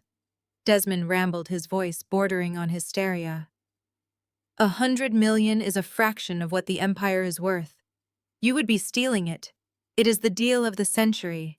Just wire the funds and save me from federal prosecutors. I will sign everything over to you. Just give me the buyout." There was a tortuous, agonizing silence as the representative on the other end of the line placed him on hold to consult with their superiors. Desmond stood there, his chest heaving, his knuckles white against the dark wood of the chair. The seconds stretched into an absolute eternity. The only sound in the damaged dining room was the heavy, ragged breathing of a desperate man waiting to hear if his life was entirely over. I felt Julian shift slightly beside me, his presence a steady anchor of calm in the swirling vortex of panic. We exchanged a brief, knowing glance. The trap was springing shut exactly on our schedule. Desmond let out a sharp, wet gasp as the representative returned to the line. "Yes," he said eagerly, practically shouting into the receiver. "Yes, I am still here." He listened, his posture shifting from sheer terror to a desperate, pathetic gratitude. "You will do it," he breathed, his voice trembling with overwhelming relief. "Thank you. Yes, I accept all the conditions. I do not care about the valuation or the press coverage. I just need the capital transferred immediately to cover the margins." He nodded vigorously, even though the caller could not see him, tears of relief actually forming in the corners of his eyes. 9 in the morning, he repeated, committing the instructions to memory. "Yes, I will be there. The Apex Vanguard corporate headquarters downtown. I will bring the entire legal team. I will sign whatever you put in front of me. A public signing transferring full ownership of the entire Wilson enterprise. Yes, I understand the terms. Thank you. Thank you for this lifeline." Desmond slowly lowered the phone, pulling it away from his ear. His hand dropped limply to his side. He let out a long, shuddering breath, running a trembling hand through his thinning silver hair. He looked around the destroyed dining room, at the shattered crystal, the spilled wine, and his completely fractured family. He looked like a man who had just survived a firing squad by agreeing to sell his own soul to the highest bidder. He actually thought he had found a way out. He thought Apex Vanguard was going to save him from the federal prosecutors and let him walk away with $100 million to start his life over. He had absolutely no idea that Apex Vanguard was a shell subsidiary holding company entirely owned and operated by my forensic accounting firm. He was walking right into the final slaughter. The word "lean" hung in the stagnant air of the dining room like a physical weight. For a long, agonizing moment, nobody dared to breathe. I watched the blood completely drain from my father's face, leaving his skin a sickly mottled gray. The arrogant patriarchal posture he had maintained for 30 years seemed to physically collapse inward. Valerie gripped the stem of her wine glass so tightly, her knuckles turned white, her eyes darting frantically between me and her husband, waiting for him to deny it. But Desmond could not deny it. He knew I had the flash drive. He knew that a lien meant public exposure. It meant that his creditors, his investors, and the country club elite would finally see the rotting foundation of his empire. In the corner of the room, Connor let out a ragged, desperate gasp. He leaned heavily against the wall, looking as though he was about to vomit directly onto the expensive Persian rug. He was the one managing those ghost accounts. He knew exactly what the lien meant. It meant the entire carefully constructed illusion of the Wilson family wealth was entirely over. They were not just broke, they were facing imminent federal indictment. But Jasmine did not care about federal indictments or financial ruin because she had never actually worked a single day in her life. She did not comprehend the true severity of a bank lien. What she did comprehend implicitly was the shift in power. She felt the spotlight moving away from her. She saw that her attempt to humiliate me over my facial scar had failed miserably, and she saw Julian standing a few feet behind me, silent and unwavering. Jasmine had always viewed Julian as the ultimate prize. He was wealthy, he was brilliant, and most importantly, he was mine. To Jasmine, that meant he was something that needed to be stolen. Sensing that she was rapidly losing control of the room, Jasmine immediately shifted her strategy. Her eyes narrowed, taking on a cold, calculating glint. She completely ignored the devastating financial revelation and reached into her oversized designer handbag. Her manicured fingers dug through the expensive leather interior until she found exactly what she was looking for. She pulled her hand out and slammed a small, glossy rectangular piece of paper directly onto the center of the mahogany dining table. The loud smack echoed sharply in the silent room. I looked down at the image resting on the polished wood. It was a standard black and white printout of a medical ultrasound. The image was grainy and generic. Jasmine did not even wait for anyone to ask what it was. She immediately launched into the performance of a lifetime. Her face crumpled into a mask of perfect manufactured sorrow. She let out a loud theatrical sob, pressing a trembling hand to her mouth as she looked past me and stared directly into Julian's eyes. "I am pregnant!" she cried, her voice echoing with artificial desperation. "It is Julian's. We slept together the night before the charity gala." The sheer, unhinged audacity of the lie was breathtaking. It was a desperate nuclear option designed to completely obliterate my relationship and break my spirit once and for all. Jasmine assumed I was still the insecure, damaged girl who would immediately believe her beautiful, flawless sister over my own reality. She assumed I would break down in tears and run out the front door, leaving Julian behind. She had no idea that the night before the gala, Julian and I had been awake until 4 a.m, sitting on my living room floor drafting legal injunctions and tracking Desmond's ghost accounts. Julian had not left my sight for a single second. But my parents did not know that, and more importantly, they did not care. Desmond and Valerie saw an immediate miraculous lifeline. Desmond's real estate empire was bankrupt, and Connor was a massive financial liability who was about to drag them all to federal prison. Julian, on the other hand, was a highly successful lawyer with pristine public standing and massive personal wealth. If they could force Julian to marry Jasmine, they could secure a new permanent safety net. They pivoted with terrifying sociopathic speed. Desmond slammed both of his heavy hands flat onto the dining table, instantly recovering his booming, authoritative voice. He completely ignored his own impending bankruptcy and turned his full wrath upon Julian. "How dare you!" Desmond bellowed, pointing a thick, trembling finger directly at Julian's face. "You come into my home, you manipulate my vulnerable daughter, and you betray the sacred trust of this family." Valerie was right behind him, flawlessly picking up her cue in their toxic domestic theater. She rushed around the table and wrapped her arms protectively around Jasmine, who was now burying her face in her mother's shoulder and weeping loudly. "This is an absolute disgrace," Valerie wailed, glaring at Julian with venomous, furious eyes. "You have completely ruined her pristine reputation. You must take responsibility for this child immediately, Julian." Valerie turned her vicious gaze toward me, gesturing at my face with supreme disgust. "You cannot possibly stay with Maya now." Valerie continued, her voice dripping with venom. "Look at her. She is damaged, unstable, and clearly unable to provide a normal, healthy life for anyone. She is a broken, bitter woman who will only drag your career through the mud. Jasmine is vibrant and beloved by our entire community. She is the rightful mother of your child. You will leave Maya this instant. You will help Jasmine divorce Connor quietly, and you will marry Jasmine to save this family's honor. It is the only acceptable solution to this mess." The sheer level of moral bankruptcy was staggering. They were trading human beings like commodities. They viewed marriage not as a bond of love, but as a strategic corporate merger designed to insulate them from poverty. They were openly discussing replacing their broken son-in-law with a newer, wealthier model right in front of him. They were entirely willing to destroy my life and throw Connor out like garbage just to maintain their country club status. In the corner of the room, Connor finally snapped. He had sacrificed his own moral compass to keep Desmond's fraudulent business afloat. He had tied his entire identity to being the loyal, obedient servant to the Wilson family.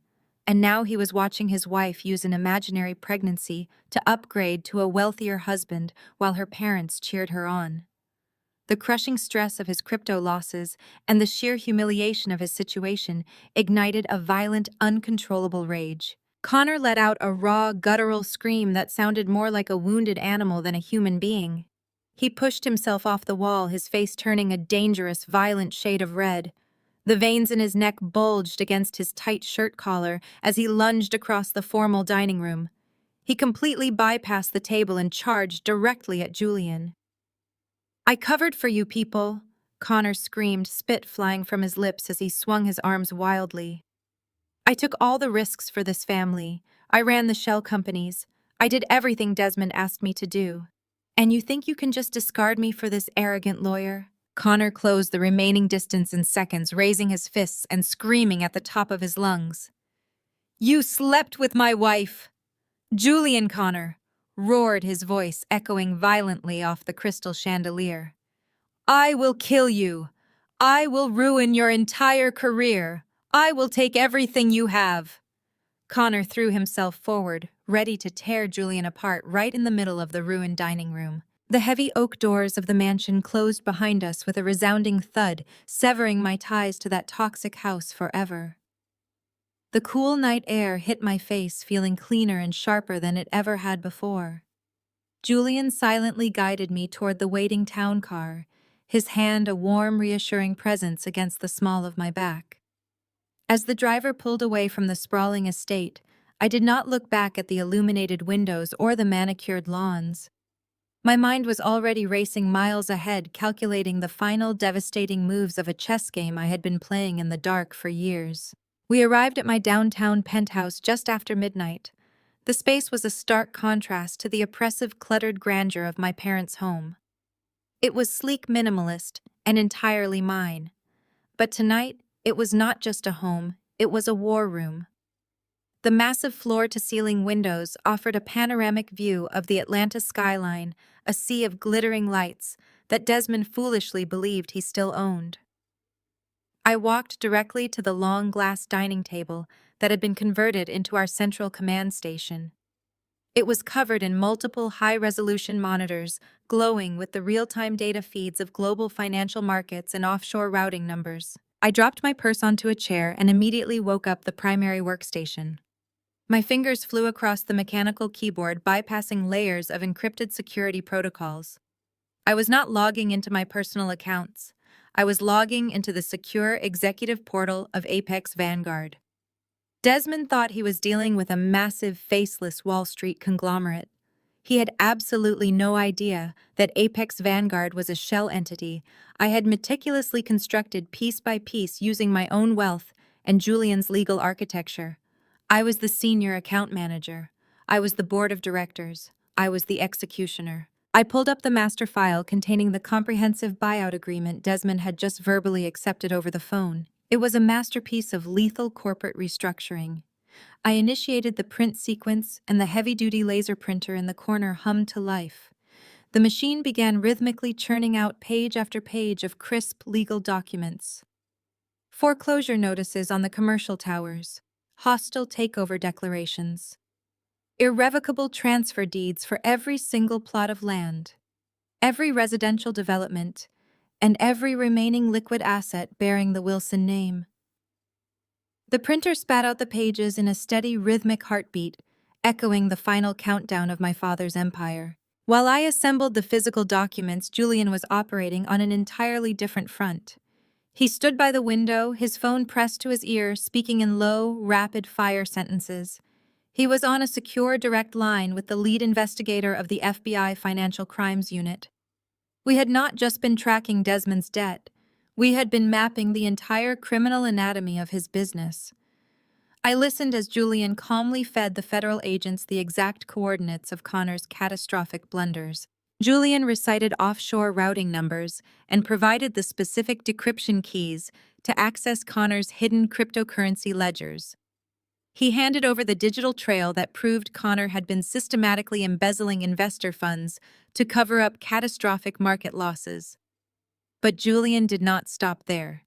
He seamlessly pivoted to the main event, laying out the undeniable mathematical proof of Desmond's elaborate Ponzi scheme. He directed the federal agents to the specific shell companies Desmond used to wash new investor capital to pay off old debts. We were handing them a neatly wrapped indictment complete with dates, timestamps, and verified digital signatures. It was a flawlessly synchronized double strike. I was dismantling Desmond financially, while Julian was dismantling him legally. By the time my father signed the transfer deeds tomorrow morning to save himself from bankruptcy, the FBI would already be drafting the federal arrest warrants for wire fraud, embezzlement, and grand larceny. There was absolutely zero margin for error. There was no hidden backdoor, no secret offshore account, no desperate favor he could call in to save himself. We had sealed every single exit. I gathered the freshly printed pages, stacking them into thick, heavy piles. The paper felt warm against my palms, a physical manifestation of absolute victory. I aligned the edges perfectly, sliding them into sleek black leather presentation folders. Each folder represented a different pillar of the Wilson dynasty that was about to crumble into dust. I placed the signature flags on the exact lines where Desmond would sign away his entire life's work. I imagined his thick, arrogant fingers gripping the luxury pen I would provide, completely oblivious to the fact that he was handing his soul over to the scarred, worthless daughter he had spent a lifetime trying to erase. Julian finished his call with the federal agents and placed his phone face down on the glass table. He walked over to where I was binding the final folder. He looked at the massive stack of hostile takeover documents and then looked up at me. His eyes were dark and tense and filled with a profound, unwavering respect. "The Bureau has everything they need," Julian said, his voice a smooth, quiet rumble in the stillness of the penthouse. "They are freezing Connor's remaining offshore wallets as we speak. The strike teams are being briefed. They will be waiting in the lobby of the Apex Vanguard building tomorrow morning. They are going to let him sign the asset transfer first, just to ensure the innocent investors get their capital back. Then they are moving in." I nodded, feeling a deep, resonant thrill vibrate through my chest. I walked over to the floor-to-ceiling windows, looking out over the sleeping city. The sky above the jagged skyline was just beginning to shift, from pitch black to a deep bruised purple. Dawn was coming. In a few hours, Desmond would wake up in his massive mansion. He would put on his most expensive custom-tailored suit. He would adjust his silk tie and look in the mirror, believing he was an unstoppable titan of industry who had just miraculously cheated death. He would strut into the Apex Vanguard conference room, expecting to be greeted by subservient corporate bankers eager to bail him out. He would have no idea that he was walking directly into a perfectly constructed cage. The trap was set, the bait was taken, and there was absolutely no escape. The morning sun broke over the Buckhead skyline, casting long golden rays across the polished glass and steel of the Apex Vanguard corporate headquarters. It was exactly 8:50 in the morning. I stood in the plush carpeted hallway just out of sight, staring at the live security feed broadcasting to the tablet in Julian's hands. We had an unobstructed high-definition view of the executive boardroom. It was a cavernous space designed to intimidate, featuring floor-to-ceiling windows, a massive frosted glass conference table, and sleek minimalist decor that practically screamed institutional wealth. Every single detail of the room had been meticulously curated to project absolute financial dominance. Inside the boardroom, Desmond Wilson was holding court. He had dressed for a coronation. He wore a brand-new bespoke charcoal pinstripe suit, a crisp white shirt, and a power red silk tie. His silver hair was perfectly coiffed, and his face was flushed with the intoxicating thrill of his own perceived invincibility. He had actually hired a local business photographer to document the signing. He wanted the Atlanta financial press to see him shaking hands with his saviors, completely controlling the narrative of his massive corporate buyout. He stood at the head of the glass table, projecting the aura of a fearless titan of industry who had effortlessly weathered the storm. He was boasting loudly to anyone who would listen, explaining how this capital injection was going to launch his empire into the stratosphere. He truly believed he was the smartest man in the entire building. Valerie and Jasmine were seated to his right, presenting a united, flawless front to the cameras, and the handful of corporate associates milling about the room. They had clearly spent hours in hair and makeup erasing the chaotic trauma of the previous night. Valerie was draped in an obscene amount of diamond jewelry, wearing a tailored cream skirt suit that cost more than a luxury sedan. She sat with her spine rigidly straight, flashing a practiced, serene smile at the photographer. She was determined to prove to the world that the Wilson family was untouched by scandal or financial ruin. Jasmine sat beside her wearing a designer emerald green dress, attempting to look the part of a serene, expectant mother and loyal daughter. She had heavily contoured her face to hide the swelling from her hysterical crying fit the night before. They were both playing their parts flawlessly, pretending our family was a fortress of elite wealth.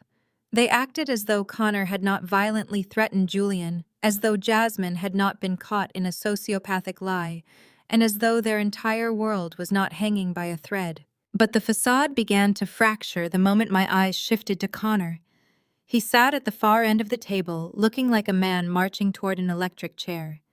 His suit hung loosely on his frame, and his skin was a sickly ashen gray.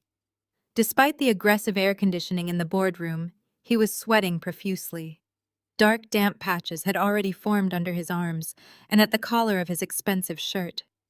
He kept reaching up with a trembling hand to loosen his tie, his eyes darting frantically around the room. He was absolutely desperate for this bailout.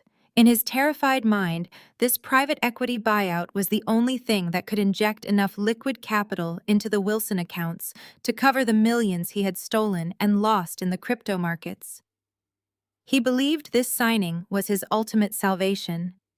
He thought the new funds would wash away his digital fingerprints and allow him to escape federal prison. He had no idea that federal agents were currently staging in the service elevators waiting for my specific signal to breach the floor. I watched the screen as Desmond clapped a heavy hand on the shoulder of one of my senior associates, a man named Harrison, who was acting as the corporate liaison for the morning. Desmond was laughing loudly, telling a boisterous story about his early days in real estate, treating Harrison like a subordinate rather than the man holding his financial leash. Desmond was so entirely consumed by his own arrogance that he did not even bother to read the thick stacks of binding contracts resting in the center of the glass table. The black leather presentation folders containing the hostile takeover documents lay there waiting like loaded weapons. Harrison smiled politely at Desmond's joke, but I could see the cold, clinical precision in my associate's eyes. He knew exactly what was about to happen. Harrison checked his heavy silver wristwatch and then stepped away from my father, moving to the head of the room. He raised a hand asking for silence. The quiet murmur of the boardroom immediately ceased. The photographer lowered his camera, stepping back to capture the wide shot of the room. Desmond puffed out his chest, adjusting his suit jacket, and placing his hands firmly on the edge of the glass table, ready to receive his billion-dollar crown. Valerie and Jasmine sat up even straighter, displaying their diamonds for the impending introduction. Connor wiped his forehead with a handkerchief, gripping the armrests of his chair so tightly his knuckles turned white. "Ladies and gentlemen," Harrison announced, his voice echoing clearly through the pristine acoustics of the boardroom. "On behalf of Apex Vanguard, we would like to formally welcome you to our Atlanta headquarters. We are thrilled to finalize this comprehensive acquisition of the Wilson portfolio today." Desmond nodded graciously, soaking in the validation like a sponge. He looked around the room, making sure everyone was watching his magnificent victory. He was practically vibrating with the anticipation of receiving his $100 million wire transfer. "Our founder and chief executive officer has taken a profound personal interest in this specific acquisition." Harrison continued, his tone perfectly, even and professional. "She has personally overseen the forensic auditing and the restructuring protocols for your entire enterprise. She wanted to be here this morning to witness this historic signing in person." Desmond smiled broadly, completely missing the specific pronoun Harrison had used. He began to clap his thick hands together, initiating a round of polite applause from Valerie, Jasmine, and the other associates in the room. Even Connor managed a weak, trembling clap, his eyes fixed desperately on the closed double oak doors at the end of the room. They were all looking at those heavy wooden doors, expecting a silver-haired Wall Street billionaire to walk through and hand them a $100 million lifeline. I stood in the hallway, listening to the applause vibrating through the thick oak panels. I looked at Julian. He gave me a slow, steady nod, slipping the tablet under his arm.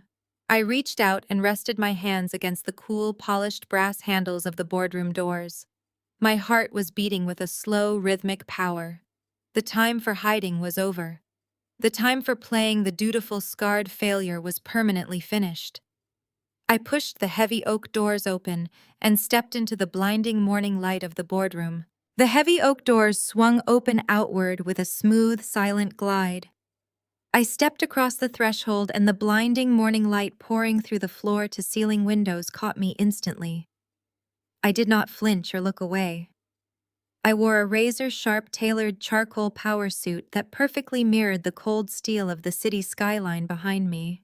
My hair was pulled tightly back, leaving my face completely exposed. I made absolutely no effort to conceal the jagged scar running along my cheek. Today, that scar was not a mark of weakness or a badge of shame. It was a battle wound, and I was wearing it like a crown. Julian walked exactly one step behind me. His presence was a silent, impenetrable wall of support. In his right hand, he carried a sleek brushed titanium briefcase containing the physical instruments of my father's destruction. The immediate reaction inside the boardroom was absolute, suffocating silence. The polite applause that had been rippling through the room died instantly. It was as if all the oxygen had been violently sucked out of the space. The local business photographer lowered his camera, his professional smile faltering as he sensed the sudden lethal drop in the room's atmospheric pressure. At the head of the glass table, Desmond froze. His thick hands were still resting on the polished surface, his chest still puffed out in anticipation of his glorious savior. For 3 agonizing seconds, his brain simply could not process the visual information he was receiving. He had expected an aging Wall Street billionaire. Instead, he was looking at the daughter he had thrown away like garbage. Valerie let out a sharp, confused gasp. Her hand fluttered up to her diamond necklace, gripping the stones so tightly her knuckles turned white. Jasmine simply stared at me, her jaw slightly slack, the serene, expectant mother facade completely dissolving into a mask of pure, unadulterated shock. She looked at my suit, she looked at Julian standing loyally by my side, and she looked at the absolute authority radiating from my posture. Her perfectly constructed reality was beginning to fracture. But it was Connor who understood first. He was already drowning in his own terror, and when he saw Julian carrying that titanium briefcase, all the remaining blood drained from his face. He shrank back into his expensive leather chair, looking as though he wanted to sink right through the floorboards. Desmond finally recovered his voice, and with it his blinding sociopathic rage. He pushed himself off the edge of the glass table, his face turning a dark, violent shade of crimson. The veins in his neck bulged against his tight silk collar. "What the hell is this?" Desmond roared, his booming voice shattering the silence of the boardroom. He turned his furious gaze toward Harrison, who was standing calmly by the presentation screen. "Harrison, get these people out of here right now. This is a secure corporate meeting." Harrison did not move a single muscle. He simply adjusted his glasses and looked at Desmond with cold professional detachment. Desmond slammed his fist onto the glass table, the impact echoing sharply. "I said get them out!" Desmond bellowed, spit flying from his lips. He pointed a thick, trembling finger directly at my face. "Security, get this bitch out of my boardroom right this instant." Two massive security guards stationed by the side doors immediately stepped forward. They were imposing men built like linebackers wearing dark suits and earpieces. Desmond let out a harsh, triumphant breath, adjusting his tie and expecting to watch me be physically dragged out of the room in front of his audience. But the guards did not reach for me. They marched past Desmond, completely ignoring his frantic commands. They crossed the room and took up positions flanking me and Julian. They stood at perfect attention, facing Desmond, with their hands clasped in front of them, forming a physical, impenetrable barrier between me and my furious father. Desmond stared at the guards, his mouth opening and closing without producing any sound. The triumphant red flush on his face rapidly began to fade into a sickly, terrified gray. The illusion of his power was evaporating in real time. He looked down at his trembling hands and then looked back up at me, his mind finally beginning to grasp the impossible, catastrophic truth of the situation. I walked forward, my heels clicking rhythmically against the polished hardwood floor. The sound was deliberate and unhurried. The security guards parted silently to let me pass. Julian remained a step behind me, moving with fluid, predatory grace.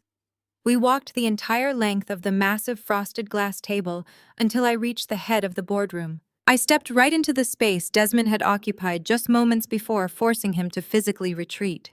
He stumbled backward, bumping into Valerie's chair and nearly losing his balance.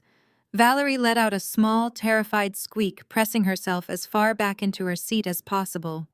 Jasmine was completely paralyzed, her eyes darting frantically between me and Desmond, waiting for someone to restore order.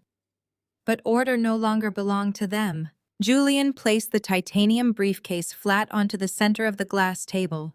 The heavy metallic clunk sounded like a coffin lid snapping shut. He entered a complex code into the dual locks and popped the latches simultaneously. He opened the lid, revealing the perfectly bound black leather folders resting inside. I reached out and pressed the button on the sleek silver microphone positioned at the head of the table. The small indicator light shifted from red to a steady glowing green. My voice, when I finally spoke, was amplified, echoing clearly and coldly through the state-of-the-art sound system.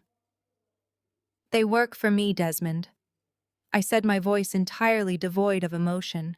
Desmond shook his head weakly, his hands trembling uncontrollably.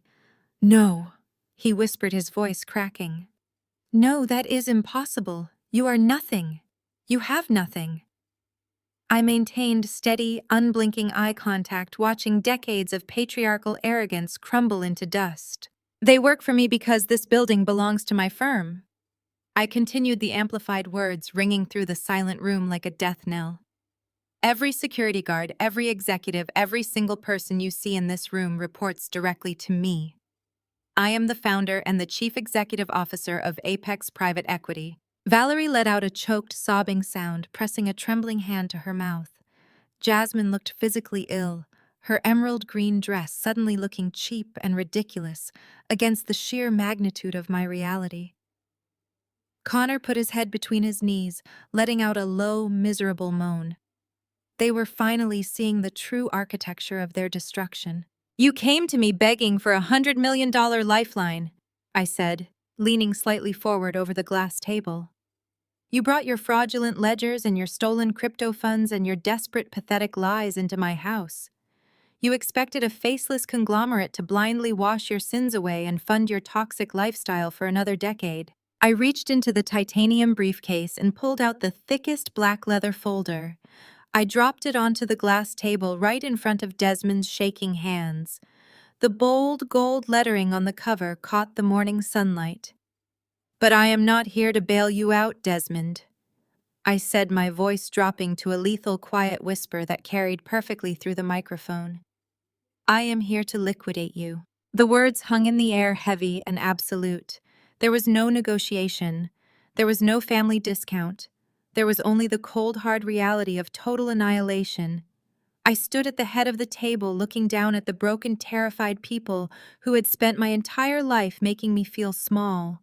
I was not small anymore. I was the master of their fate, and I was going to take everything. I reached into the inner pocket of my tailored jacket and retrieved a single black interface cable. I plugged it directly into the master console embedded in the center of the frosted glass table. Above us, the massive panoramic presentation screen that dominated the entire back wall of the boardroom flickered out of standby mode. I tapped a sequence of commands onto the surface of my tablet, and a highly complex web of illuminated data exploded onto the main display. It was a flawless, terrifyingly detailed digital map of Desmond Wilson's entire financial existence. I did not raise my voice, but the absolute suffocating silence in the room made every syllable I spoke sound like a gunshot. I instructed the investors and the corporate associates gathered around the table to look closely at the screen. I told them that what they were seeing was not the robust, invulnerable real estate portfolio they had been promised.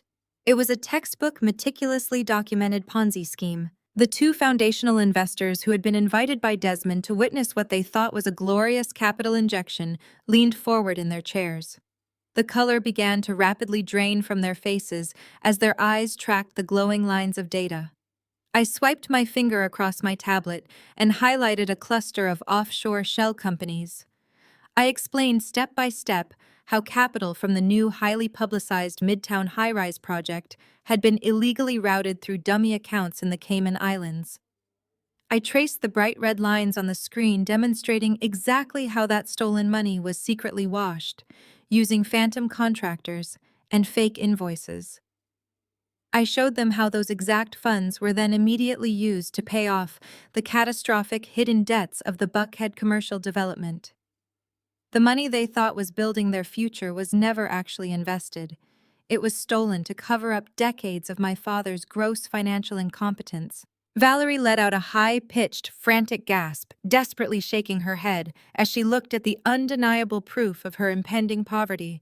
Her hands flew to her diamond necklace as if she could somehow protect her wealth by physically holding on to it.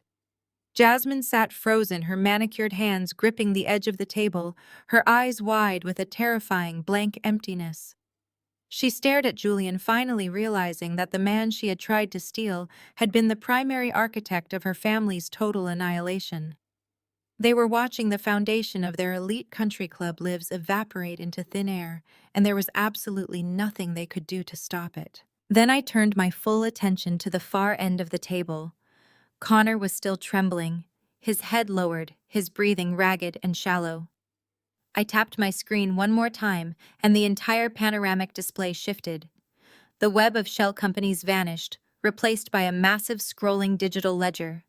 I announced to the room that they were now looking at the personal, unauthorized cryptocurrency wallets belonging to their trusted chief financial officer. I walked the horrified investors through the exact timeline of Connor's catastrophic blunders.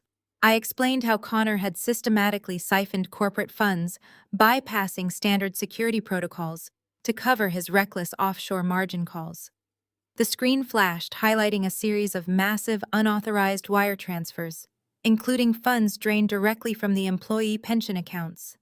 Then the final devastating number appeared in bold, glowing crimson at the center of the screen. It was a verified, unrecoverable net loss of exactly $50 million. The boardroom instantly shattered into absolute chaos. One of the primary investors, a silver-haired man who had trusted Desmond with his family's wealth for over 2 decades, slammed both of his fists onto the glass table. He stood up, knocking his chair backward, and demanded to know if this data was accurate. He looked frantically at Harrison and the other Apex Vanguard associates standing along the wall. Harrison simply nodded, his expression grave and professional, confirming the absolute authenticity of every single document I had provided. The investors erupted in pure, unadulterated fury. They began shouting at Desmond, their voices echoing violently off the glass walls. They realized their life savings, their corporate funds, and their secure futures were entirely gone.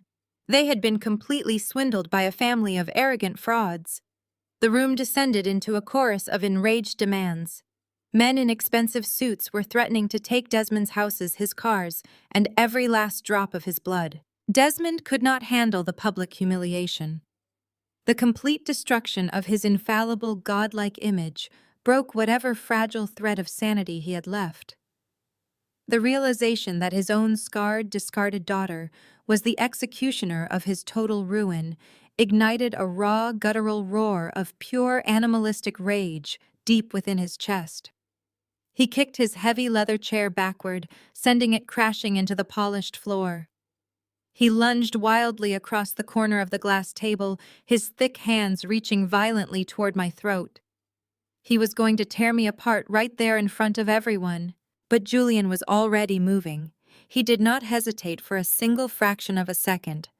Before Desmond could even fully extend his arms, Julian stepped smoothly and decisively in front of me, blocking my body entirely with his own. Julian grabbed Desmond by the lapels of his bespoke pinstripe suit, using my father's own violent forward momentum against him. Julian twisted his body slightly and shoved Desmond backward with terrifying, brutal force. Desmond flew backward, his expensive leather shoes slipping wildly against the hardwood floor. His legs gave out beneath him, and he slammed violently back into his heavy chair. The sheer force of the impact knocked the wind out of his lungs with a loud, sickening wheeze. He sprawled awkwardly in the seat, gasping for air, his face turning a deep, unhealthy shade of purple. Julian stood over him, adjusting the cuffs of his suit jacket with cold, menacing precision. Julian looked down at the gasping, broken man and told him in a voice like crushed ice to stay exactly where he was.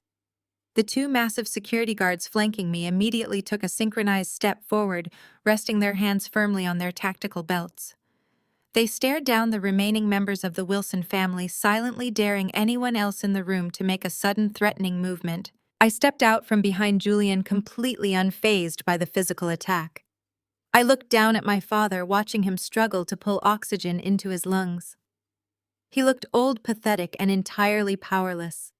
The arrogant titan of industry was gone, replaced by a terrified, desperate criminal who had just watched his entire empire burn to the ground. I felt absolutely no pity. I felt only the clean, cold satisfaction of ultimate justice. I looked at the furious investors and told them to direct their anger to the authorities because the federal strike teams were currently waiting in the lobby to take Desmond and Connor away in handcuffs. The word handcuffs hung in the air, freezing the remaining investors in place. For a split second, nobody moved. Then the reality of my statement hit them. The silver-haired investor who had been screaming at Desmond just moments before immediately stepped back, raising his hands and distancing himself from my father as if Desmond were carrying a deadly contagion. The other corporate associates scrambled toward the edges of the room, desperate to detach themselves from the epicenter of the blast. The silence returned, but it was different now. It was the frantic, terrified silence of rats trapped on a sinking ship. Then we heard it. It started as a faint wail bleeding through the thick, reinforced glass of the Buckhead skyscraper. The sound was distant at first, but it multiplied rapidly. Sirens. Multiple sirens echoing off the concrete canyons of the city streets below and growing steadily louder with every passing second. Valerie finally shattered. The impenetrable matriarchal armor she had worn my entire life dissolved into a puddle of absolute panic. She looked at the giant panoramic screen displaying their financial ruin, then down at her gasping husband, and finally at me. Her legs gave out. Valerie collapsed onto the expensive carpet, the heavy diamond necklace swinging wildly against her chest. She fell to her knees, right in the middle of the boardroom, her perfectly manicured hands clutching at the fabric of her skirt. "Maya, please," Valerie sobbed, her voice cracking into a high-pitched wail of pure desperation. "Please, you cannot do this. We are your family. We are your blood. Stop them, Maya. Tell the authorities there has been a mistake. We can fix this quietly. We can give you whatever you want." I looked down at the woman who had stood by and watched me be physically and emotionally destroyed for decades. "You do not have anything left to give, Valerie," I said, my voice flat and completely devoid of sympathy. "You sold my safety to maintain your country club memberships. You are entirely out of currency." Valerie let out a gut-wrenching moan, burying her face in her hands as the sirens below grew deafeningly loud. Jasmine could not handle the sight of our mother begging on the floor. Her delicate, expectant mother routine vanished entirely, replaced by the vicious feral cruelty she had harbored since childhood. Jasmine gripped the edge of the frosted glass table and screamed at the top of her lungs. "You are a monster, Maya!" Jasmine shrieked, her face contorted into a mask of pure hatred. "You are a disgusting, vindictive monster. You planned this entire thing just to ruin my life because you are jealous of me. You are a broken, ugly freak, and you are trying to drag us down into the gutter with you." I did not even blink. I simply stared at my sister, watching her perfectly contoured face melt into an ugly, terrified grimace. "I am simply holding up a mirror, Jasmine," I replied calmly. "You are just terrified because for the first time in your life, you are being forced to look at your own reflection." The sirens outside abruptly cut off. The sudden cessation of the wailing meant only one thing.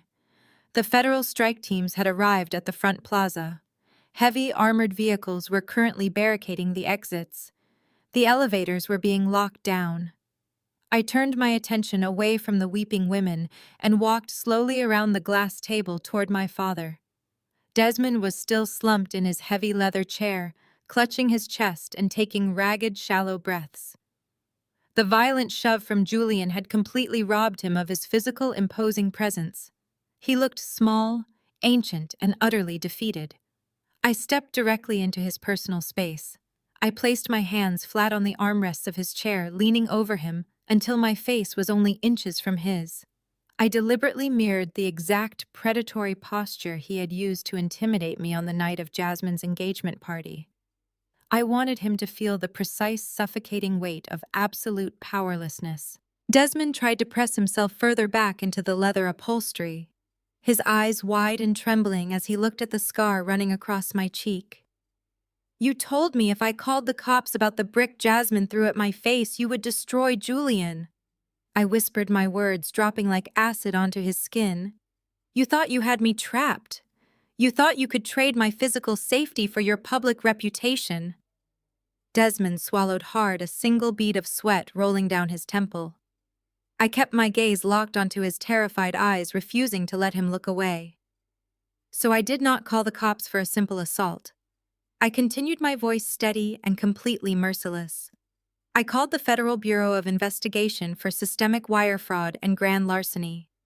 I bought your crippling debt. I personally own your commercial towers. I own your fraudulent shell companies. I even own your precious suburban mansion. You have absolutely nothing left to threaten me with, Desmond. You are entirely bankrupt in every possible sense of the word." Desmond let out a pathetic, whimpering sound, his chin dropping to his chest as the absolute finality of his ruin crushed the last remaining breath from his lungs. In the far corner of the room, Connor was curled into a tight fetal position on the floor, rocking back and forth and muttering incoherently to himself. He knew he was going to federal prison for a very long time. Julian stepped up beside me, his posture alert, and his eyes focused on the heavy double oak doors at the end of the boardroom. We could hear the heavy rhythmic thud of tactical boots marching rapidly down the carpeted hallway outside. The sound grew louder, echoing with terrifying precision. The massive security guards flanking the table immediately stepped back and raised their hands, showing they were not a threat. The heavy double oak doors did not just open, they were violently kicked apart. The thick wood slammed against the interior walls with a deafening crack that made Valerie scream. A dozen federal agents swarmed into the boardroom, wearing dark tactical gear and heavy armor, their badges gleaming under the modern recessed lighting. The lead agent swept his gaze across the room, instantly assessing the targets. He bypassed me and Julian, entirely marching straight toward the head of the table. Desmond Wilson and Connor Hayes, the lead agent, barked, his voice cutting through the chaos like a steel blade.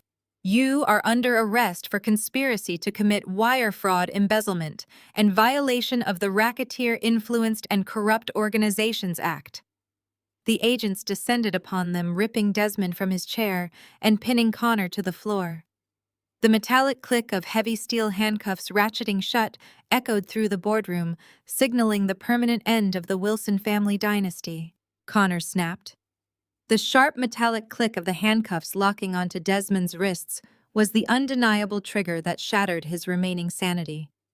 With a sudden desperate burst of adrenaline, he shoved past the federal agent standing over him and bolted for the heavy oak doors.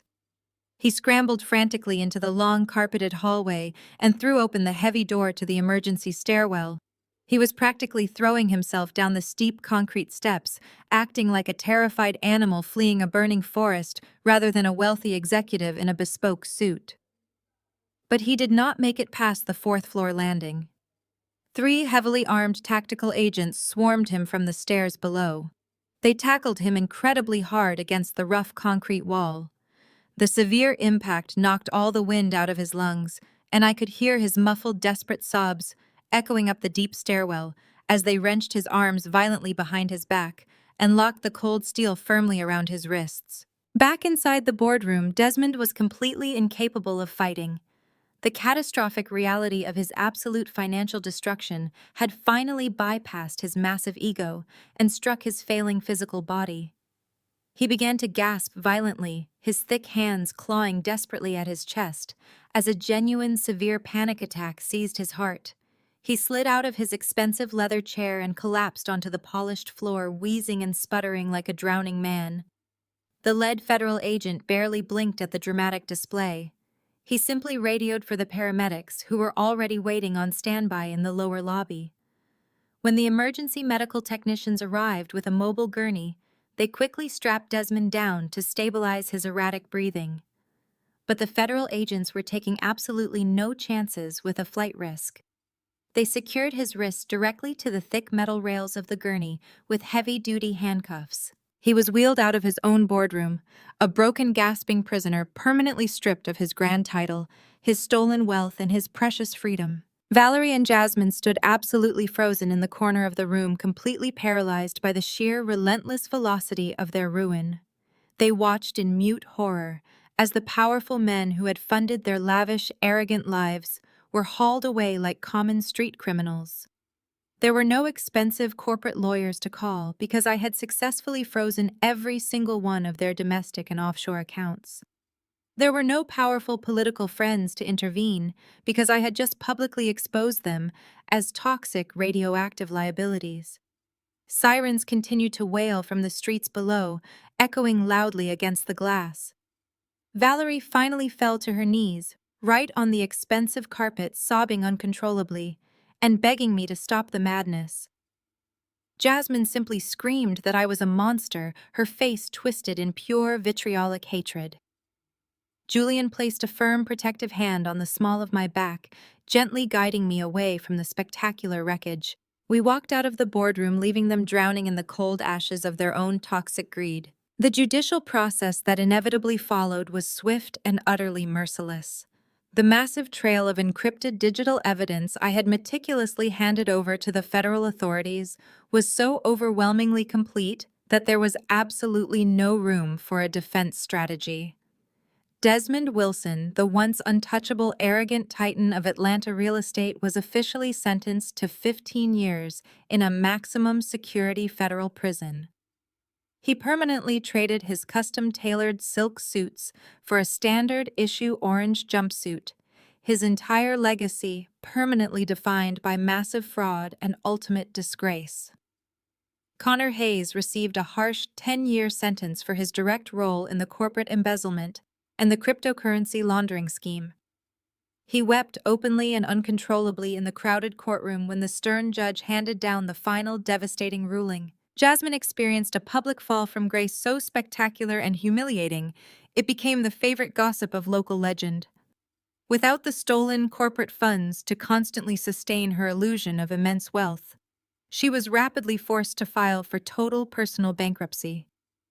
The elite high society friends, who had eagerly attended her lavish engagement party, vanished instantly, entirely refusing to return her calls or acknowledge her existence.